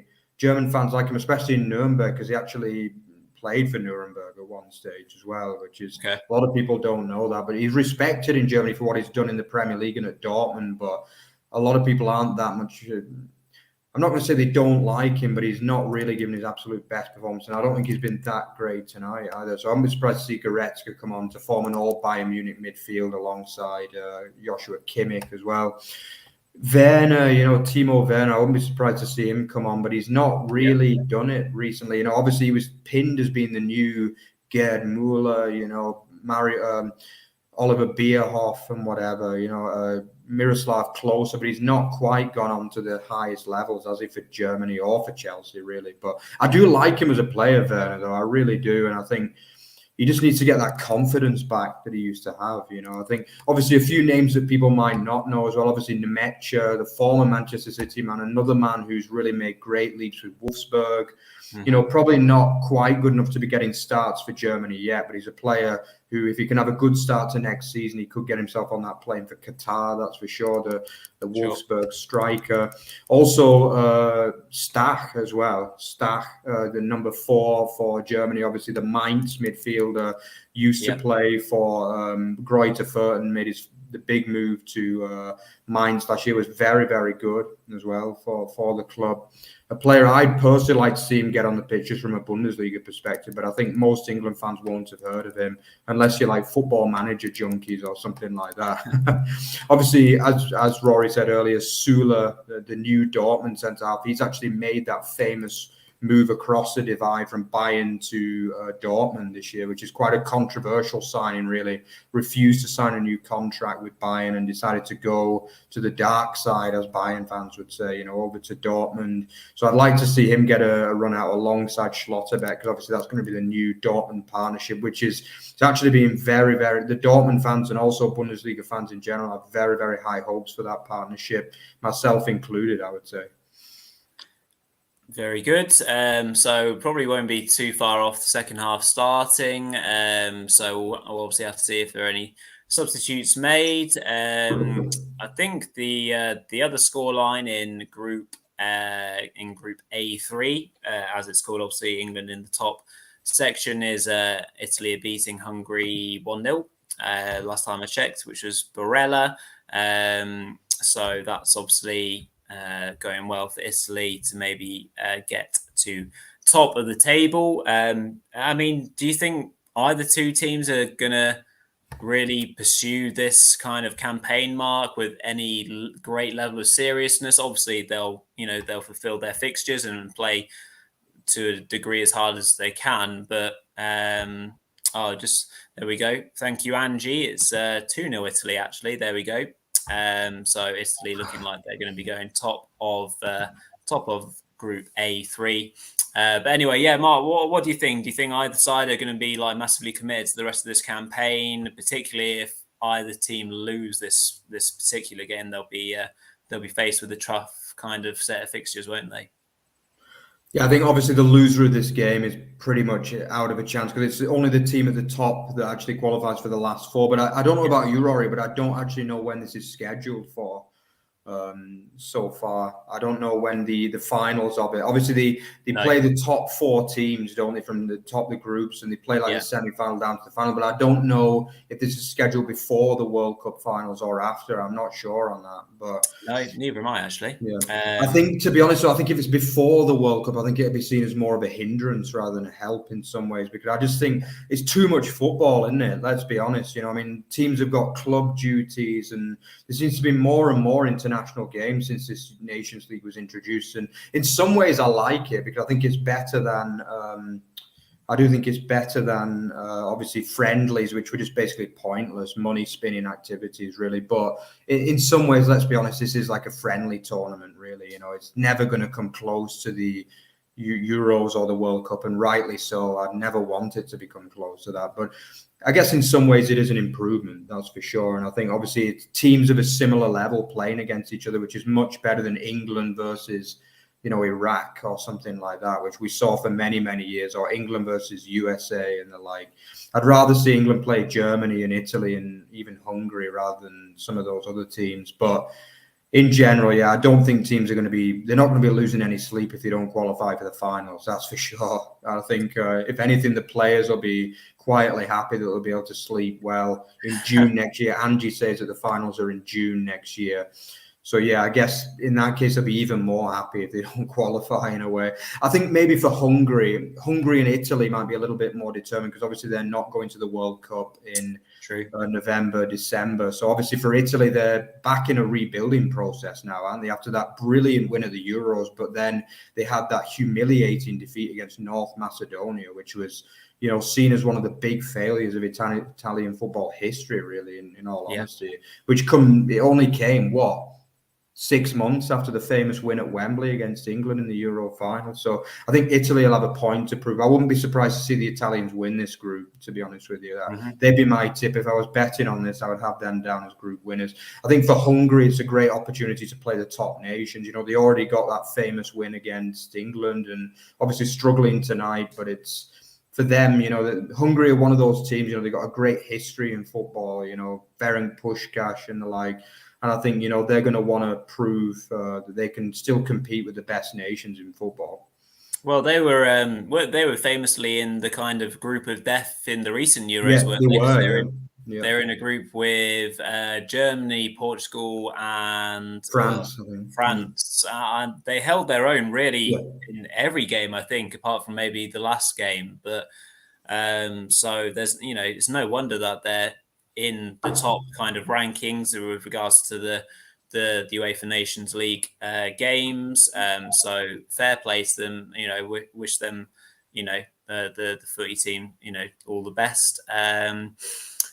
I think we're going to be restarting fairly soon. Quite a few subs out there on the pitch at the moment at the Allianz, just having a bit of a kick around, having a bit of a warm up. With some nice, panoramic views of the Allianz outside the stadium. It looks like a very relaxed atmosphere, I'm not going to lie. So as you mentioned, Mark, it seems like a bit of a friendly atmosphere, but, that's absolutely fine in regards to football matches after the long season that, we've had. Obviously, a lot of families perhaps out there at the Allianz. And it looks pretty full as well. That's a good thing. And the players are just starting to come out now. We can see Harry Kane there. Will he be able to make an impact in the second half, which will be getting off to a start in a few moments' time? But just for anyone that's just tuning in now or have been watching for a little while, we are obviously doing a watch along for tonight's game of the UEFA Nations League clash between old rivals, of course, Germany and England in the Allianz Arena. in Germany for a big game in regards to the group. Can either team get an important win and push themselves back up the table? So wherever you're watching from, hope you're enjoying the coverage and the game. Hopefully we'll get some goals to bring you in the second half. And yeah, if you haven't already, which we haven't actually mentioned yet, please do subscribe to the channel and join along for many more of these types of shows once the season kickstarts again in early August, which me and Mark are very much looking forward to. But Germany now gets kicked back off in the second half here, and Schlotterbeck is just playing it back to Rudiger, and Neuer's got it to get Germany started here. So what do you think you're going to see different in the second half, Mark? Are we going to see even more intensity in terms of the teams, have been pressing pretty well already, or, a bit more clinicality perhaps? Yeah, well, I think both teams will be looking for more clinicality, that's for sure, because both sides, as we said, did miss chances. Maybe not that many chances, but there were definitely chances missed. I'm a little bit surprised to see no subs as well, because that, I guess that kind of shows that teams are maybe taking it more seriously than we thought, because often if teams aren't taking it seriously, we just see like a kind of plethora of subs at halftime, basically throughout the whole second half, don't we? But it does suggest that maybe teams are taking it seriously, and obviously it's a big derby as well. It's a massive rivalry. This is a historic rivalry going right the way back to 1966, really, isn't it? And I think obviously these two teams have played a lot of massive games against each other, mostly ending in heartbreak for England. But actually, the most recent one ended obviously in that famous win for England in the Euros, which was probably one of England's best performances for a long time, really, wasn't it? So Germany will want to get the revenge back on England for that one, but obviously England want to start building like good results against the best teams, because for so many years they've struggled against the powerhouses of European football. I mean, your Germanys, your Frances, your Spains, your Italys, and if England want to start winning tournaments, which they believe they should have the quality to do, they've got to start beating these top nations, because these are the teams you've got to beat to win your championships, not the likes of your Hungarys or your Croatias at the end of the day. Indeed. So England are on the ball at the moment, although having said that, they've just lost it. And Germany have got the ball back in their half with Manuel Neuer. And he's playing out to Schlotterbeck here to see if he can start any kind of attack for Germany. So yeah, we're just kind of both teams just getting settled into the second half, getting into their running. As you mentioned, Mark, no substitution, so maybe we're going to see some tired legs eventually. I'm sure we will, and substitutions could have a big impact on this game. Germany now coming forward down the right, but good block in there from England, and Sterling is deemed to have fouled Kimmich.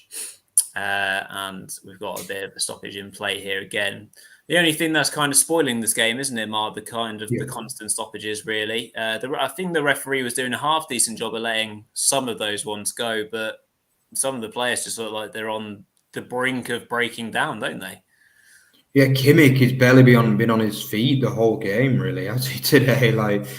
Yeah, I definitely think there's going to be tired legs. I mean, if you look like some of these England players, especially the Man City, Liverpool players out there, they've had to win all season. They just need a break, basically, don't they? I think the only players that will probably be glad to get out there in an England shirt will be the likes of Harry Maguire, who just wants to basically get out of a Man United shirt.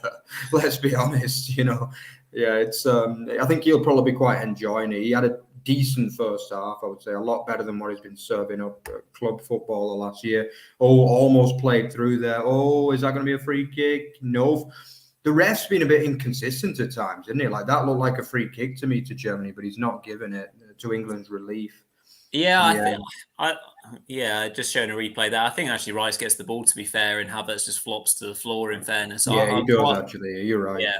So, I was obviously just saying it about a minute ago that I think the referee's done a half-decent job of letting the game go where he can do to stop the constant stoppages and breaking the game's structure and rhythm. So here come Germany again, switching the play to Raum on the left. As Germany obviously committing quite a lot of players forward here early on, because you've only got Rudiger and Schlotterbeck at the heart of Germany's defence, raking diagonal ball there from Rudiger, getting it down to Raum. But it's well defended there by Walker and Saka. Very, very good in terms of how they teamed up. And we can see Goretzka getting warmed up there down the sidelines. Could be time for the monster from Bayern soon. As Germany are starting to get into more of a rhythm early on, like we saw in the first half, Mark. Yeah, for sure. Great passing through the midfield. Obviously, Kimmich, one of the great. Oh, there we go. Yeah, you got it. Yeah, just as Pickford, I just said he hadn't made a mistake, but that looked like an error. And it's that man Hoffman again. Like, he is a great Hoffman. Like, maybe he deserves a big move really in the Bundesliga too, because he is. For an attacking midfielder, you know, I wouldn't even say he's an attacking midfielder. I'd say he's a central midfielder, really. And he's got a great record of goals. And this looked like a mistake to me, though, from Pickford. He's got to be saving that kind of shot. It was very near to him. And we were just saying that Pickford rarely makes errors in an England shirt, but he's made one there for me. I've not seen the replay on my screen yet, but the goal does count. No question marks over it. Havertz, it looks like Havertz with the assist there, was it? Is it? No, it's Kimmich. I just said Kimmich is a great, a great passer of the ball, and he's played a great through. Yeah, Hoffman, he should be saving that ultimately. Pickford, it hits him. It's a heavy shot, you know. It's hit very, very hard from Hoffman, but Pickford gets a big hand to it, and it just kind of goes through his hand, really, doesn't it? And it's not an easy shot to save, but for me, he should be saving that at the highest level. What would you say, Rory? Should he be saving that? Yeah, I think the keeper needs to do better there. I think there's enough distance from the ball travelling for Pickford to. I mean, he gets a hand to it. So I mean, the best part of that goal, obviously, as an English person, obviously, I'm not celebrating that goal, but the quality of the pass into Hoffman was superb, really. So that was incredibly impressive. So obviously it's 1-0 now to Germany. The goal stands. So we do have our first goal of tonight's watch along. It goes to Germany and Jonas Hoffmann, the Gladbacher. A decent strike, but it goes through Pickford quite easily. And England have got a lot of work to do now, and they've got to ultimately be patient in terms of they don't want to go too gun-ho too quickly, but they need to show the right level of urgency as well, Mark, as they try and go diagonal here. Just got a bit of a chance down the left maybe for Mount to set up Trippier. But yeah, Germany scramble well and themselves are there's midfield carnage here, and it's a chance for good shot. Was that Mount? I think was it? Yeah, Mount. Better goalkeeping from Neuer, though, really, wasn't it? Yeah, and he even stops a corner, or he regains possession for Germany as well. I think my problem with England is that they don't seem to play that much football at times, really. I think they go. I don't have a problem with teams going long, but I'd like to see a little bit more football at times from England through the middle. You know, it's what do you think? Do you agree, Rory? It does seem to me often that England is looking to go long, and I remember that from the Euros as well. That they like those long, raking diagonal balls, but I'd like to see them play a bit more possession football, like the likes of Germany, Italy, Spain. Do you know what I mean? Yeah, I do agree with you. And just as Musiala gets through the challenge from Bellingham, but Rice does well actually there to recover the ball, but then his pass is intercepted.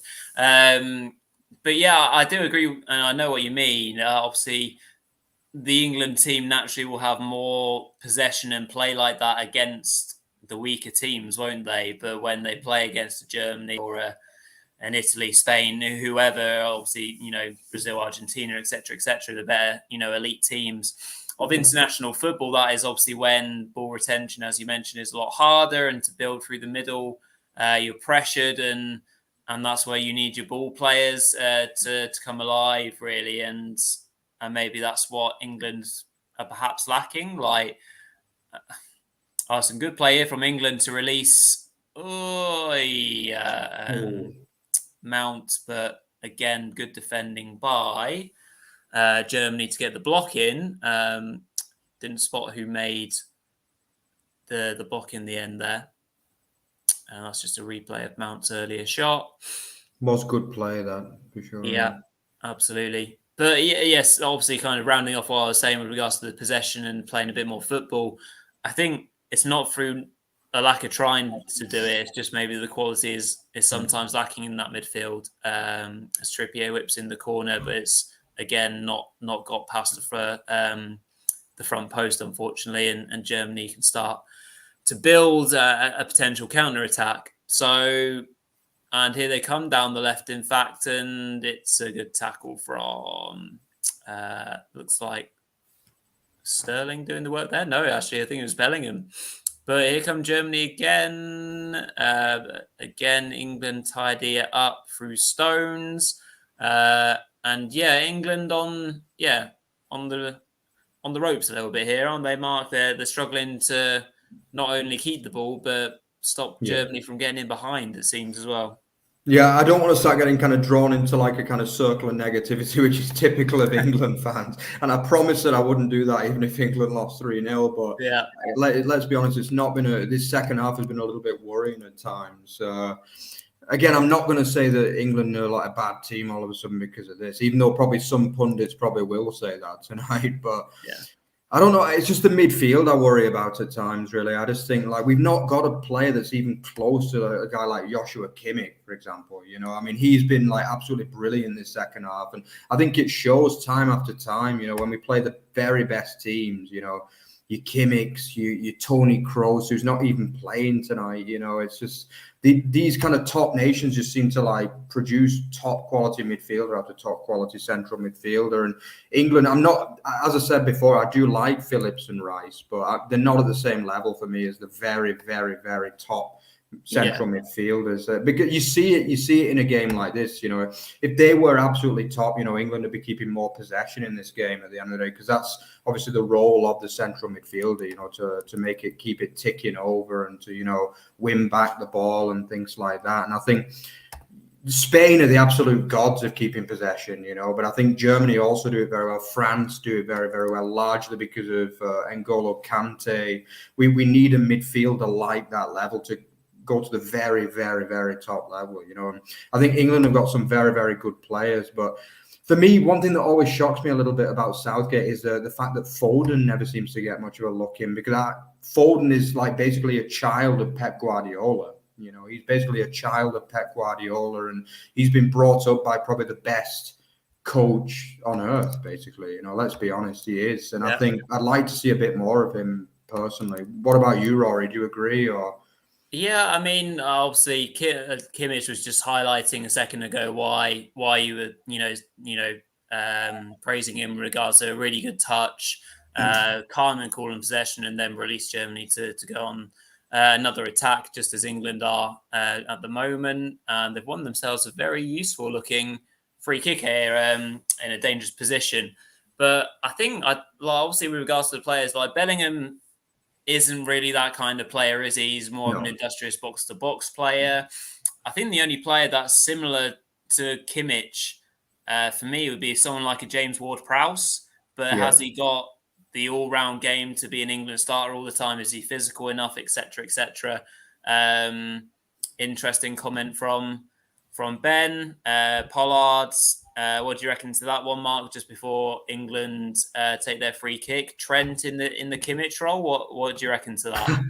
Yeah, but you know, it's funny you should say that. But yeah, obviously he's been playing right back, but I think in his younger days he was actually a defensive midfielder. Like, I have a friend who's a Liverpool fan, and he told me the same. But I'm not sure really. The fact that he plays every single game as a wing back, I think obviously for the last 4 or 5 years now, I think maybe he's a little bit out of practice in that position. Maybe later in his career he might go. A lot of older players tend to go into that role, but for me, I don't know really. I think, as you say, probably I've always been a fan of Ward-Prowse. I'm a massive Ward-Prowse fan, actually. I absolutely love that player.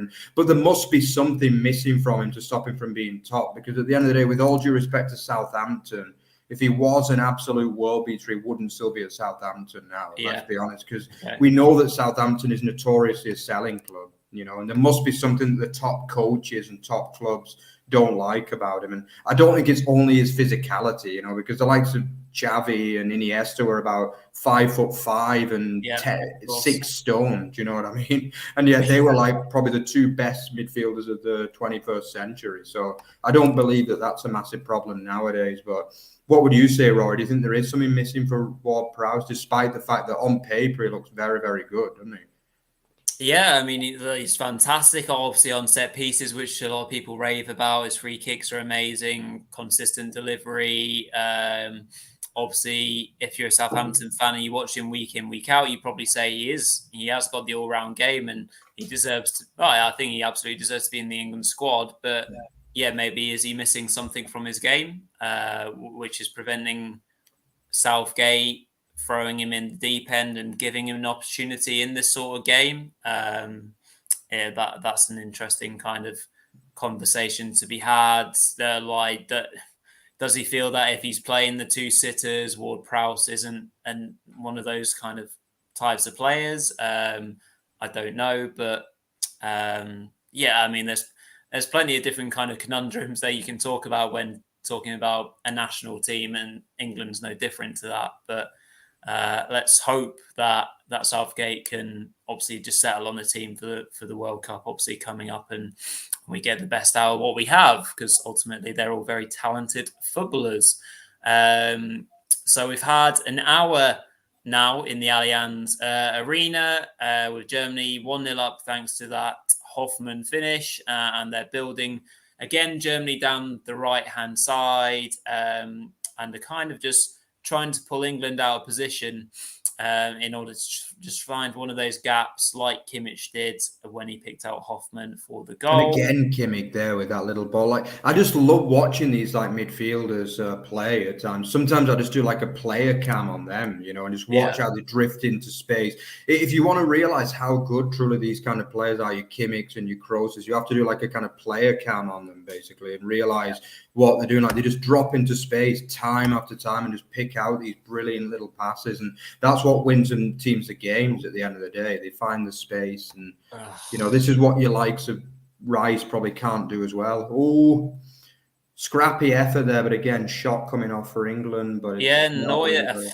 I mean, Neuer, what's he doing there? Neuer was obviously in a rush to try and win this game, and then almost gave England a really good chance. But Germany, I mean, great play from Musiala too. He's another one that's got the potential to be like a Kimmich. He's a little bit different, but what a touch he's got on him, and just so much class. I mean, he's still very, very. He's the kind of player that England could have done with. Really, that's for sure. It's a pity we couldn't have given his family a bribe or something to make him play for England, because he is that kind of player that England are missing for me. I think Bellingham in some ways is similar, but he's a lot more like raw. I think he's not got quite the same touch, but he's better defensively, obviously, than Musiala, which is why he plays a little bit deeper than Musiala. But I just love watching the touch of some of these German players, and every time I see England play against these very, very top nations, I always notice this, in key positions, they just seem to have a bit more class and guile and touch about them, and I think,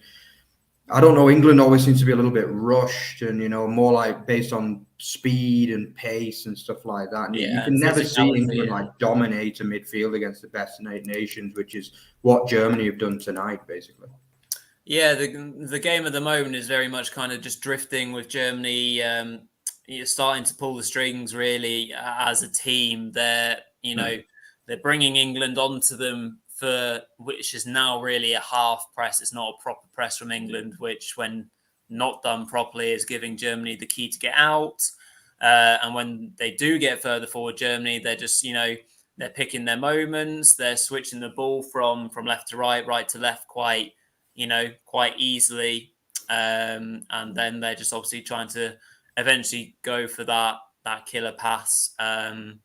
And it looks like we've got a couple of Germany subs coming up as well. I think I can see Werner and Sane on the touchline. So that will ultimately give Germany a different dynamic. And the ball has just gone out from England again.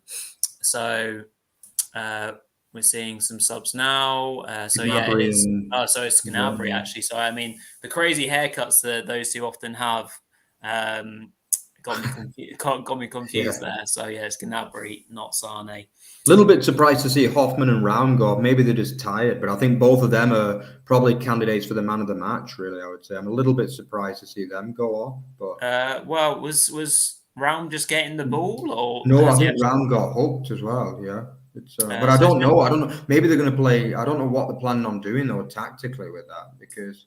the I missed the first change. Yeah, I've definitely seen Hoffman go off. Musiala for Werner. So Oh, okay, Round's yeah, that makes more sense then. Yeah. yeah, Round's having obviously a very good game, so it would have been a strange one to have brought him off. Yeah. He's And been yeah, getting a bit of stick as well, by the way. Quite a big game for Gnabry because the German fans have not been impressed with his form in recent months. And right, obviously started his Germany career very, very well, didn't he? He was like a goal machine for the first like 3 years. But the last year hasn't been very good, really, from him. Almost an immediate introduction Yeah, there it by was good by play again. Gnabry. Yeah, with the lovely ball in. Gundogan miscontrolling it though. Obviously, the hero of the Premier League winner really this year, wasn't he? With Yeah. those two famous goals to deny Liverpool at the last minute. But Yeah, good cover from Walker, as per usual. You know, backing up his centre halves who are out of position by the looks of it. But yeah, 65 minutes gone, and the game is, well, it's passing England by, really, isn't it? At the moment, from an England fan's point of view, not much to kind of shout about. But here's the ball in from Kimmich, and it goes all the way through to for Werner to recover the ball. And he plays in Muller, edge of the area now.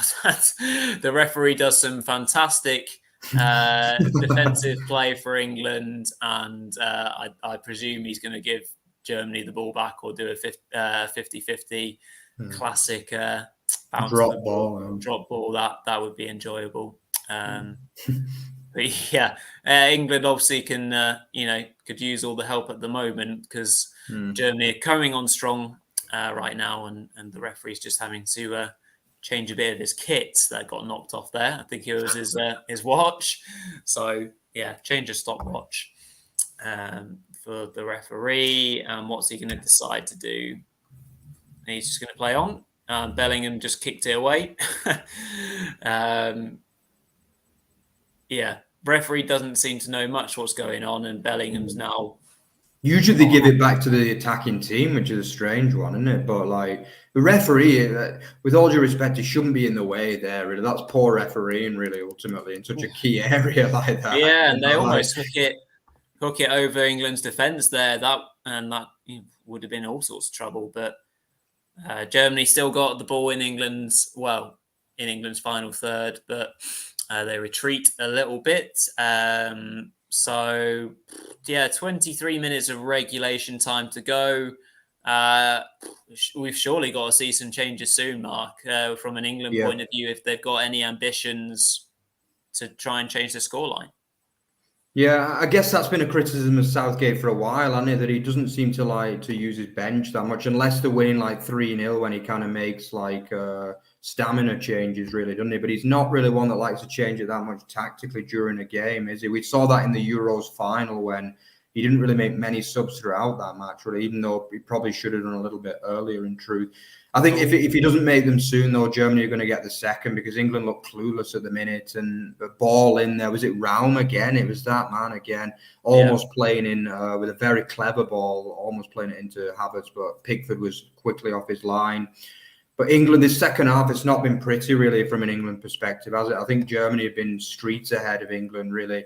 The first half, I think Germany were also better, but it was more even, wasn't it? But again, I'm not going to get too disappointed for England because I don't want to do that, And I think I have enjoyed watching this team over the last 3 or 4 years under Southgate. But the last 2 performances haven't been particularly great, I've got to be honest.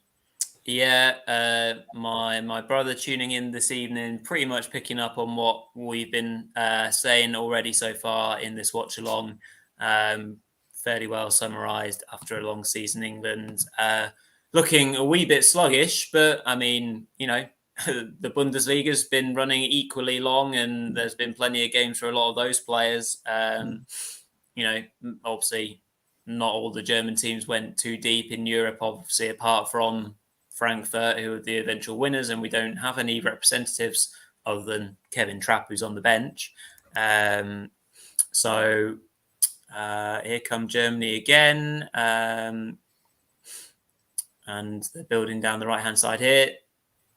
Down the right. Great play from Gundogan there, wasn't it? Brilliant. Yeah, and well-headed away there. And here's Raum again with that left foot. Can he whip it? Back post. Davy Raum. Oh, and it's a good save by Pickford from. What a player, Davy Raum, really. What a ball again that was. He's had just a dream game, really, Raum, both defensively and going forward. You know, for anyone, like, obviously we know a few England fans criticise the Bundesliga as a farmers league. Like this hasn't been a farmers league performance from David Raum, that's for sure. Yeah, absolutely. Getting some replays of the chance there. It was great connection from Muller, and credit where credit's due. That's a really good save from Pickford, actually. Like sprawling across his near post to make sure it doesn't go in. Davy Raum over the ball again. Yeah. Schlotterbeck rising well above Stones, and then just falls over. Over Rice. And have we got a free kick here for Germany, or just a throw in? Free kick, it looks like. Oh, no. Throw in. Or as Paul Merson would say, a throw on. A throw on. Yeah. So Germany has still got the ball in hand and look very, very comfortable. And I mean, Germany have got strength and depth yet to bring on with the likes of Sane, Goretzka, Lemaitre maybe gets a run out, and many other players on the bench.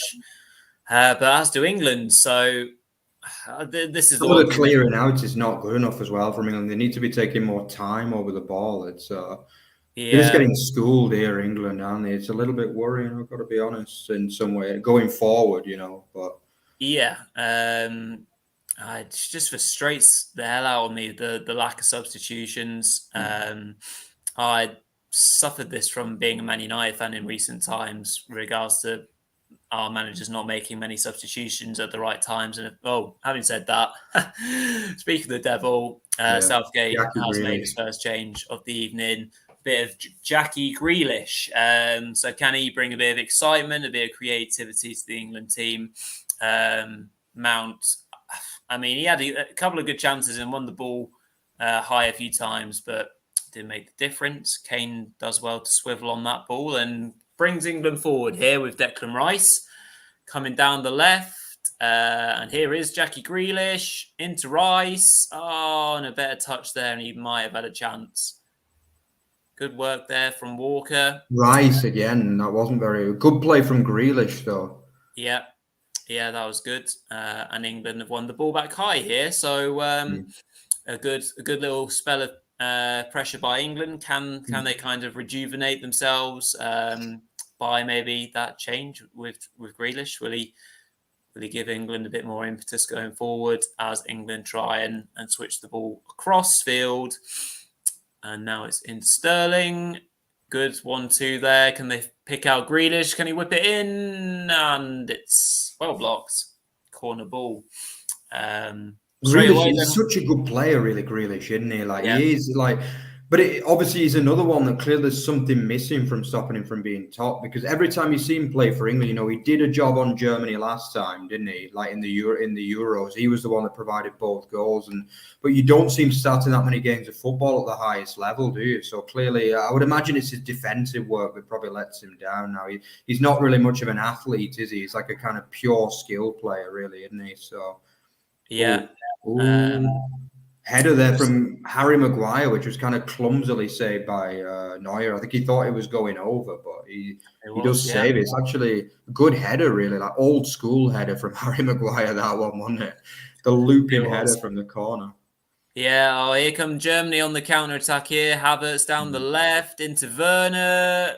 Pickford comes out and smothers the ball pretty well, and can launch. Got the shot up, but that's good goalkeeping from Pickford, that for sure. Like, yeah, absolutely. So the game kind of went into a bit of a mid-second half lull. I think we've got quite an exciting 15 minutes plus injury time to come here, because I've got a feeling England are going to go.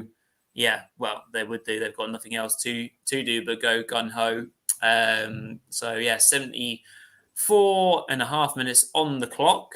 Have we got enough time for England to snatch an equaliser, or maybe a famous comeback? Who knows? We're always hopeful on these watch-alongs. We've been blessed with a couple of very enjoyable watch-alongs that we've done out of the two so far, this being our third. So just as Thomas Müller gets a rest, and no rest for the wicked, as the beast Leon Goretzka comes on for Germany to add a bit of steel into the midfield. I'm sure that's not what England would want to see. Such an imposing figure like Goretzka coming on right now. And Germany just on the ball here, with Neuer trying to get Germany off to another attack. But yeah, what can Southgate do now, Mark? I think maybe a double substitution at some point soon. Oh, having said that, oh my God. Grealish again causing problems, yeah. What's Kane doing there? It's either a world-class save. I think it's a bit of both. Like, Kane's got to be scoring, but also it's a real top save from Neuer. I think it's a really good save on first view. Grealish has been brilliant, though. No question he's on the about ball that. again here. Short corner, whipped in, and I think it looks like a goal kick. They're all walking away. Some high fives going in there for Neuer. So they consider it a good save. Let's have a look at the replay. Kane. Yeah, it's a good save. It's right at Neuer's body, isn't it? I still think it's a good save because he was on the move, wasn't he? He had to stay. He had to stand up, because if he'd have had bad posture there, it would have gone in probably. And he had to get a strong body to it too, otherwise it would have sneaked into the far post. It's a great save, actually, that really. But I don't think Kane really does that much wrong, to be honest. He probably should have got it a little bit lower. That's the only thing. I think if he'd have got it lower, then it would have gone underneath Neuer's body. But I think, good play from England. The thing with England nowadays, so in contrast to years gone by, that they've not really played that well, specifically in midfield, but they've always got that character and quality now, haven't they? Like, especially from the wide positions. For me, this England team is all about the wide positions, basically. And they've got great fullbacks, they've got great wide forwards, and obviously they've got Harry Kane, and that's the quality. I would say what happens in the centre, probably the centre halves and the central midfield, is not that great. It's not even close to Germany's quality, I wouldn't say. But I think what they've got, especially in the front three and also in the wide, the fullbacks, is arguably the best in the world, really, I would say. Yeah, I think I could see on the touchline potentially the figure or outline of Jared Bowen. So we could well be seeing a second appearance for him, with potentially the possibility of him making an impact on this game just as Germany go forward. Here's Gundogan. Good play from Werner as well. He's done all right since he came on. He has done, and Germany are building very nicely here. Gundogan getting a lot of possession now, and this is where he's so dangerous, really. Just his game, isn't it? Just to keep on getting the ball, to keep on ticking over, and he'll get himself into a dangerous position sooner or later as well, as he knows where the back of the net is. Germany trying to tire some of the tired England legs out there as well by keeping good possession again. Yeah, absolutely. Great football is to watch, really, isn't it? Great possession football. It's just a lesson, isn't it? Really, on how to close out a game. Good ball in behind, but is he going to have too much on it? Don't think so. I think Gnabry kept it in play, and England have to scramble it clear. Great move that was overall. Obviously, the pass was a little bit overhit, but it probably shouldn't have been. Or he's just given the free kick there on Sterling. Yeah. So frustrating times here for England on Over the Bars watch along. Just seeing a replay again of that Kane chance, and fair play to Neuer. That's a really good save. Actually, I retract my previous statement. him. It's not a terrible miss, is it? Really, like the ball is coming quite heavy, and he's sliding across, and he gets a good contact on it. It's a good effort, but that's what Neuer does. You know, he makes all match-winning saves. It's Yeah, I think some of the signs for Germany are quite promising, really, at the moment. They look kind of more like a Germany side of old to me tonight, really. Especially but only if they see the game out. Obviously, if they don't win the game, then it's all for nothing in some ways. But yeah, and here they come again. Here's Havertz, pretty central into the England half, trying the back heel there, but that was a bit of a nasty one. But Walker gets away with it, and here's first touches for Bowen on the ball. Nice and direct, and a nice tackle as well by Kimmich.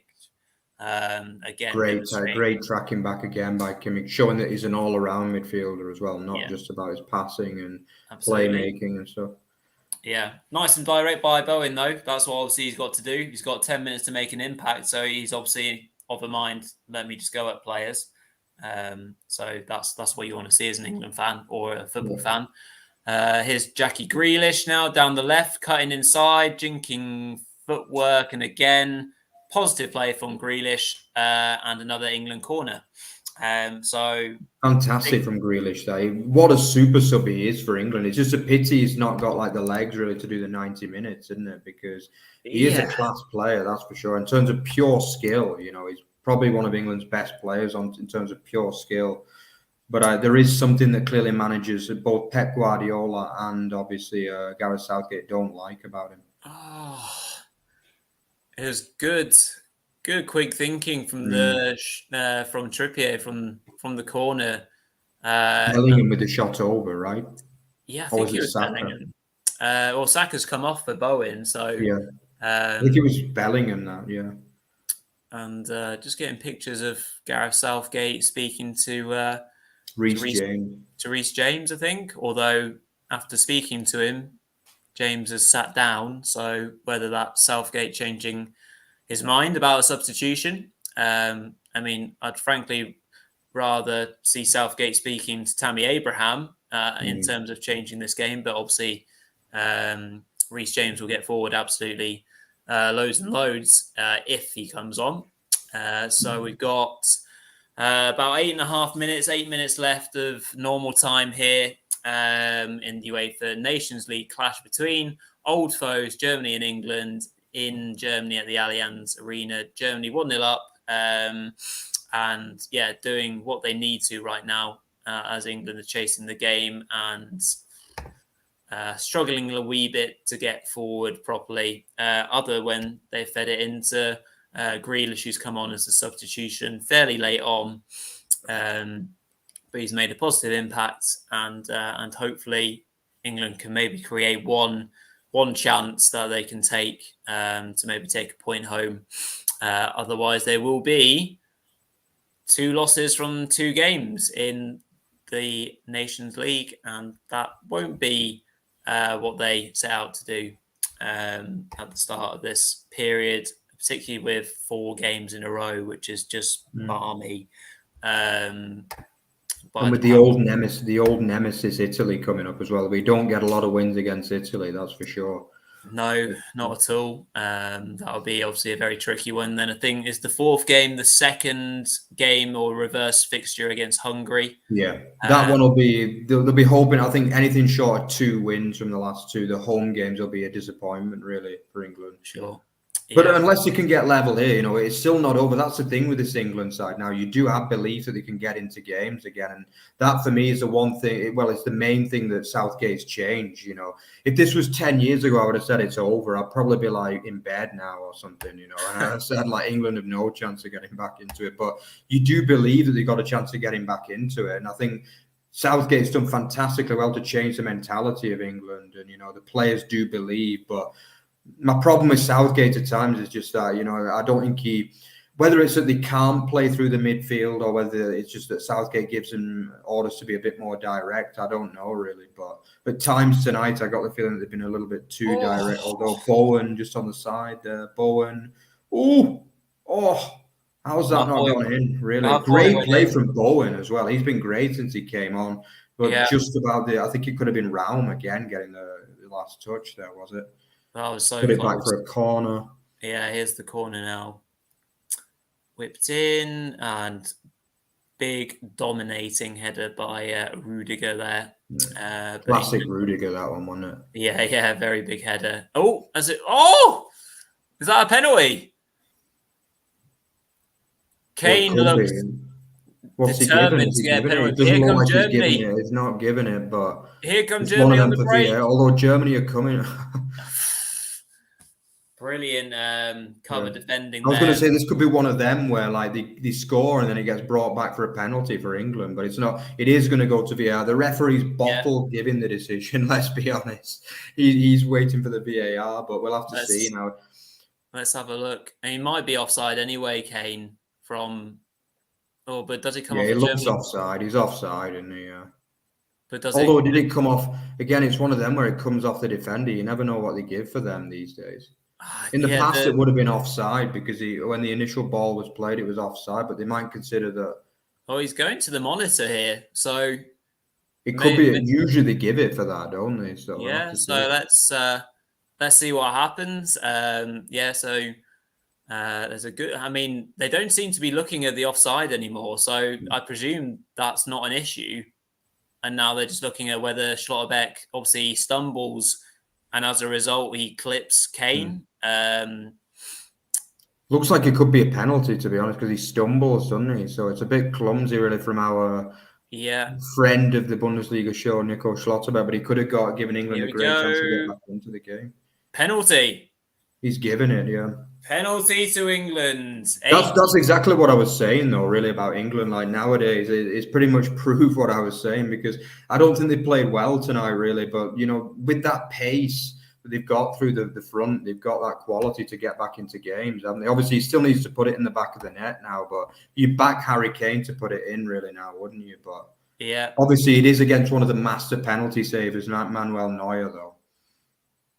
Yeah, indeed. Yeah, it's going to be Kane versus Neuer, isn't it? Little bit sad from obviously a Bundesliga perspective that it is Schlotterbeck who's clumsy defending there ultimately. I'm surprised he's not got a red card as well, to be honest, because it was a last man challenge, wasn't it, really? Might have got onto the ball and scored there. Right, here we go then. So Kane settling himself down, all on the spot. England fans already kind of cheering. Referees just sorting out the players, making sure they're not inside the area. Rudiger still chirping in the referee's ears, got himself a yellow card as well. Here we go. Harry Kane against Neuer.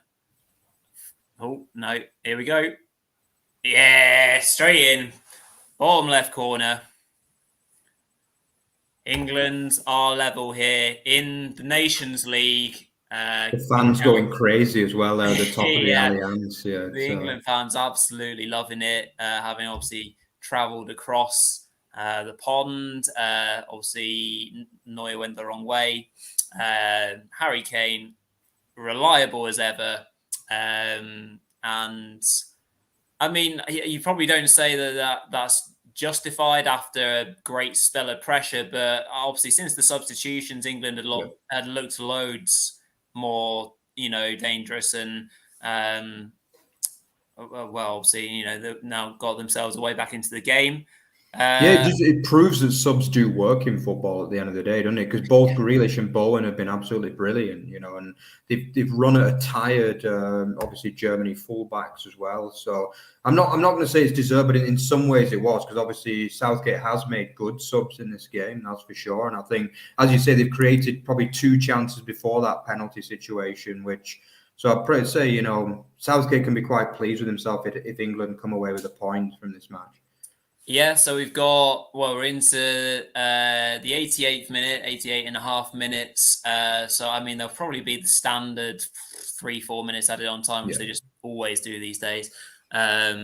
So has either team got it in them? I did say about 10 minutes ago, have we got time for an England comeback? So can we see it completely turned around for England? Pickford just sending the ball along here to try and pick out Kane, but that's a pretty good header by Schlotterbeck, making amends for his little stumble. And Germany come forward here. And that's played through and very easily picked up by Pickford again. Right, are we going to see any team kind of really go for it, Mark? I mean, like you said, a draw for England, and if they could win against Italy and then Hungary, and then 7 points from 4 games doesn't look too bad. And, they could maybe turn things around, beat Germany at home in the reverse fixture, and, things are starting to look a lot more rosy then. Yeah, I think a point here would be fine for England, really. I think I'm just looking, actually, Italy have managed to grind out. They've only really ground out a 2-1 win, really, in the end. Yeah, so Hungary, they're holding their own in this group, aren't they, Hungary? That's for sure. But here's Grealish, finds Kane. Oh, Kane! Good play. Good play. Grealish has been outstanding since he came on. He really has. Yeah, it's just proves that this is probably the strength. We talked about the strength of Germany in the midfield earlier, but for me, the strength of England is just a number of options they've got. They've got no end of options to bring off the bench, and it's I would say that overall probably England's bench is stronger than Germany's, really.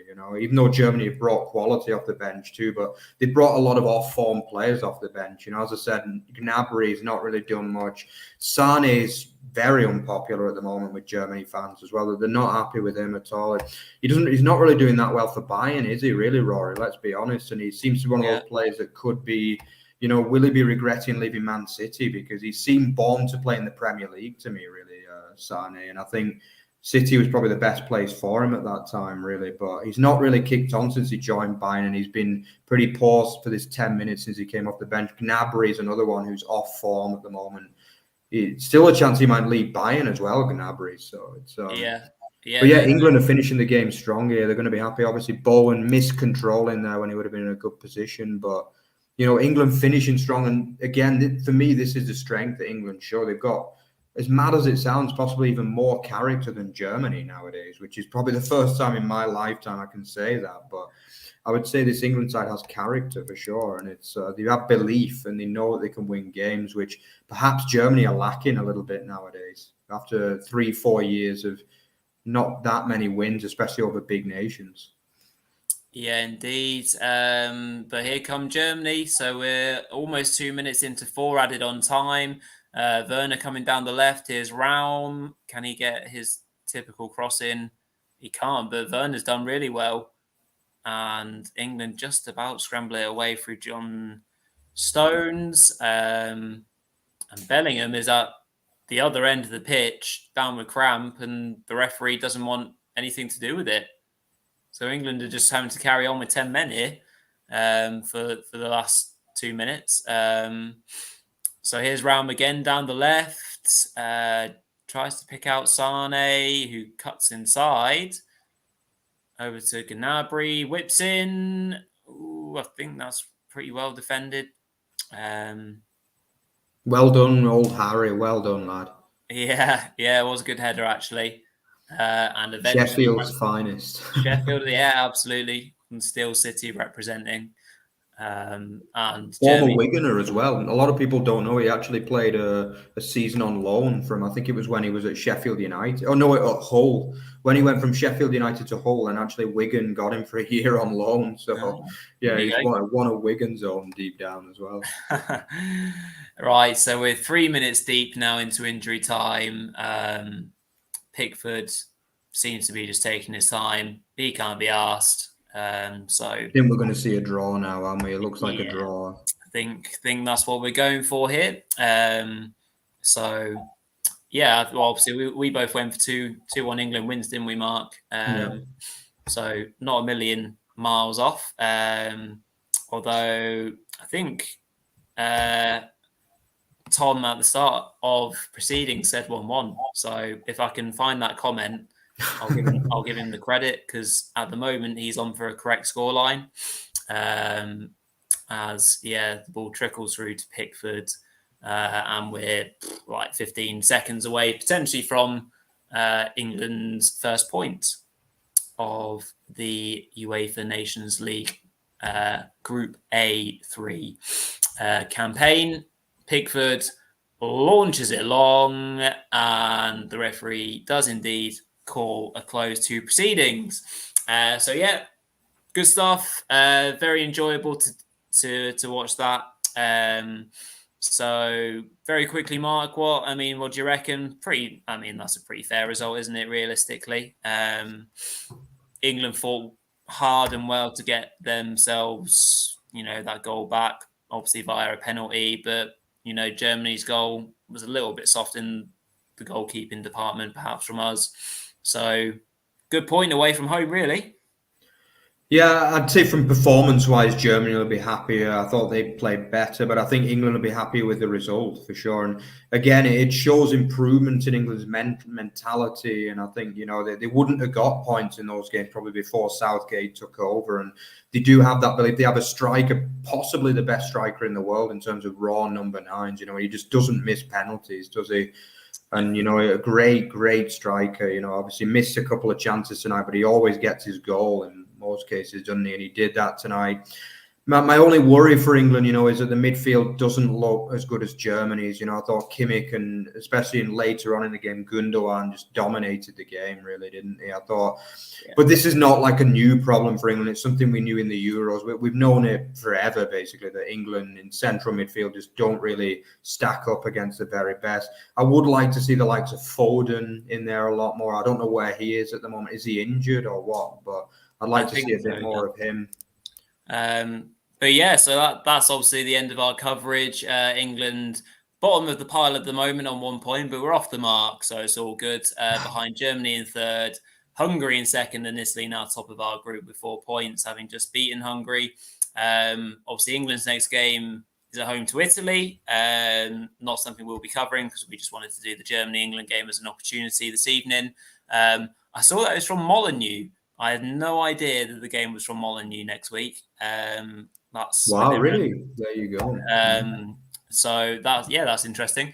But yeah, thank you for everyone that's been tuning in this evening. That's probably going to be us for at least a little while now. Me and Mark will have a nice long rest until we're looking at kind of doing a few more watch-alongs for the big games to start next season. We're looking at definitely doing the Super Cup between Frankfurt and Madrid.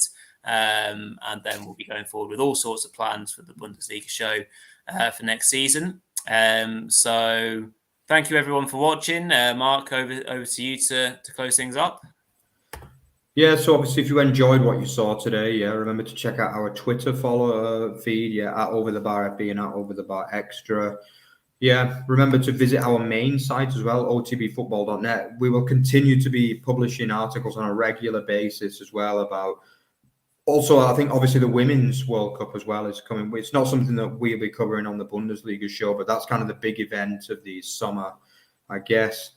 And then, obviously remember to like, comment, and subscribe below. It helps us. We're slowly but surely getting to where we want to be in terms of numbers of subscribers, but it'd be nice if we could get a few more today as well. Obviously, that allows you can kind of put your reminder on there as well, so you can get all of our extra shows as well, which is a benefit to you guys, especially if you enjoyed what you saw tonight. So obviously this will be probably the last show we do for a little while, but thanks for joining us and we'll see you around. Bye guys. Thank you guys. Cheers.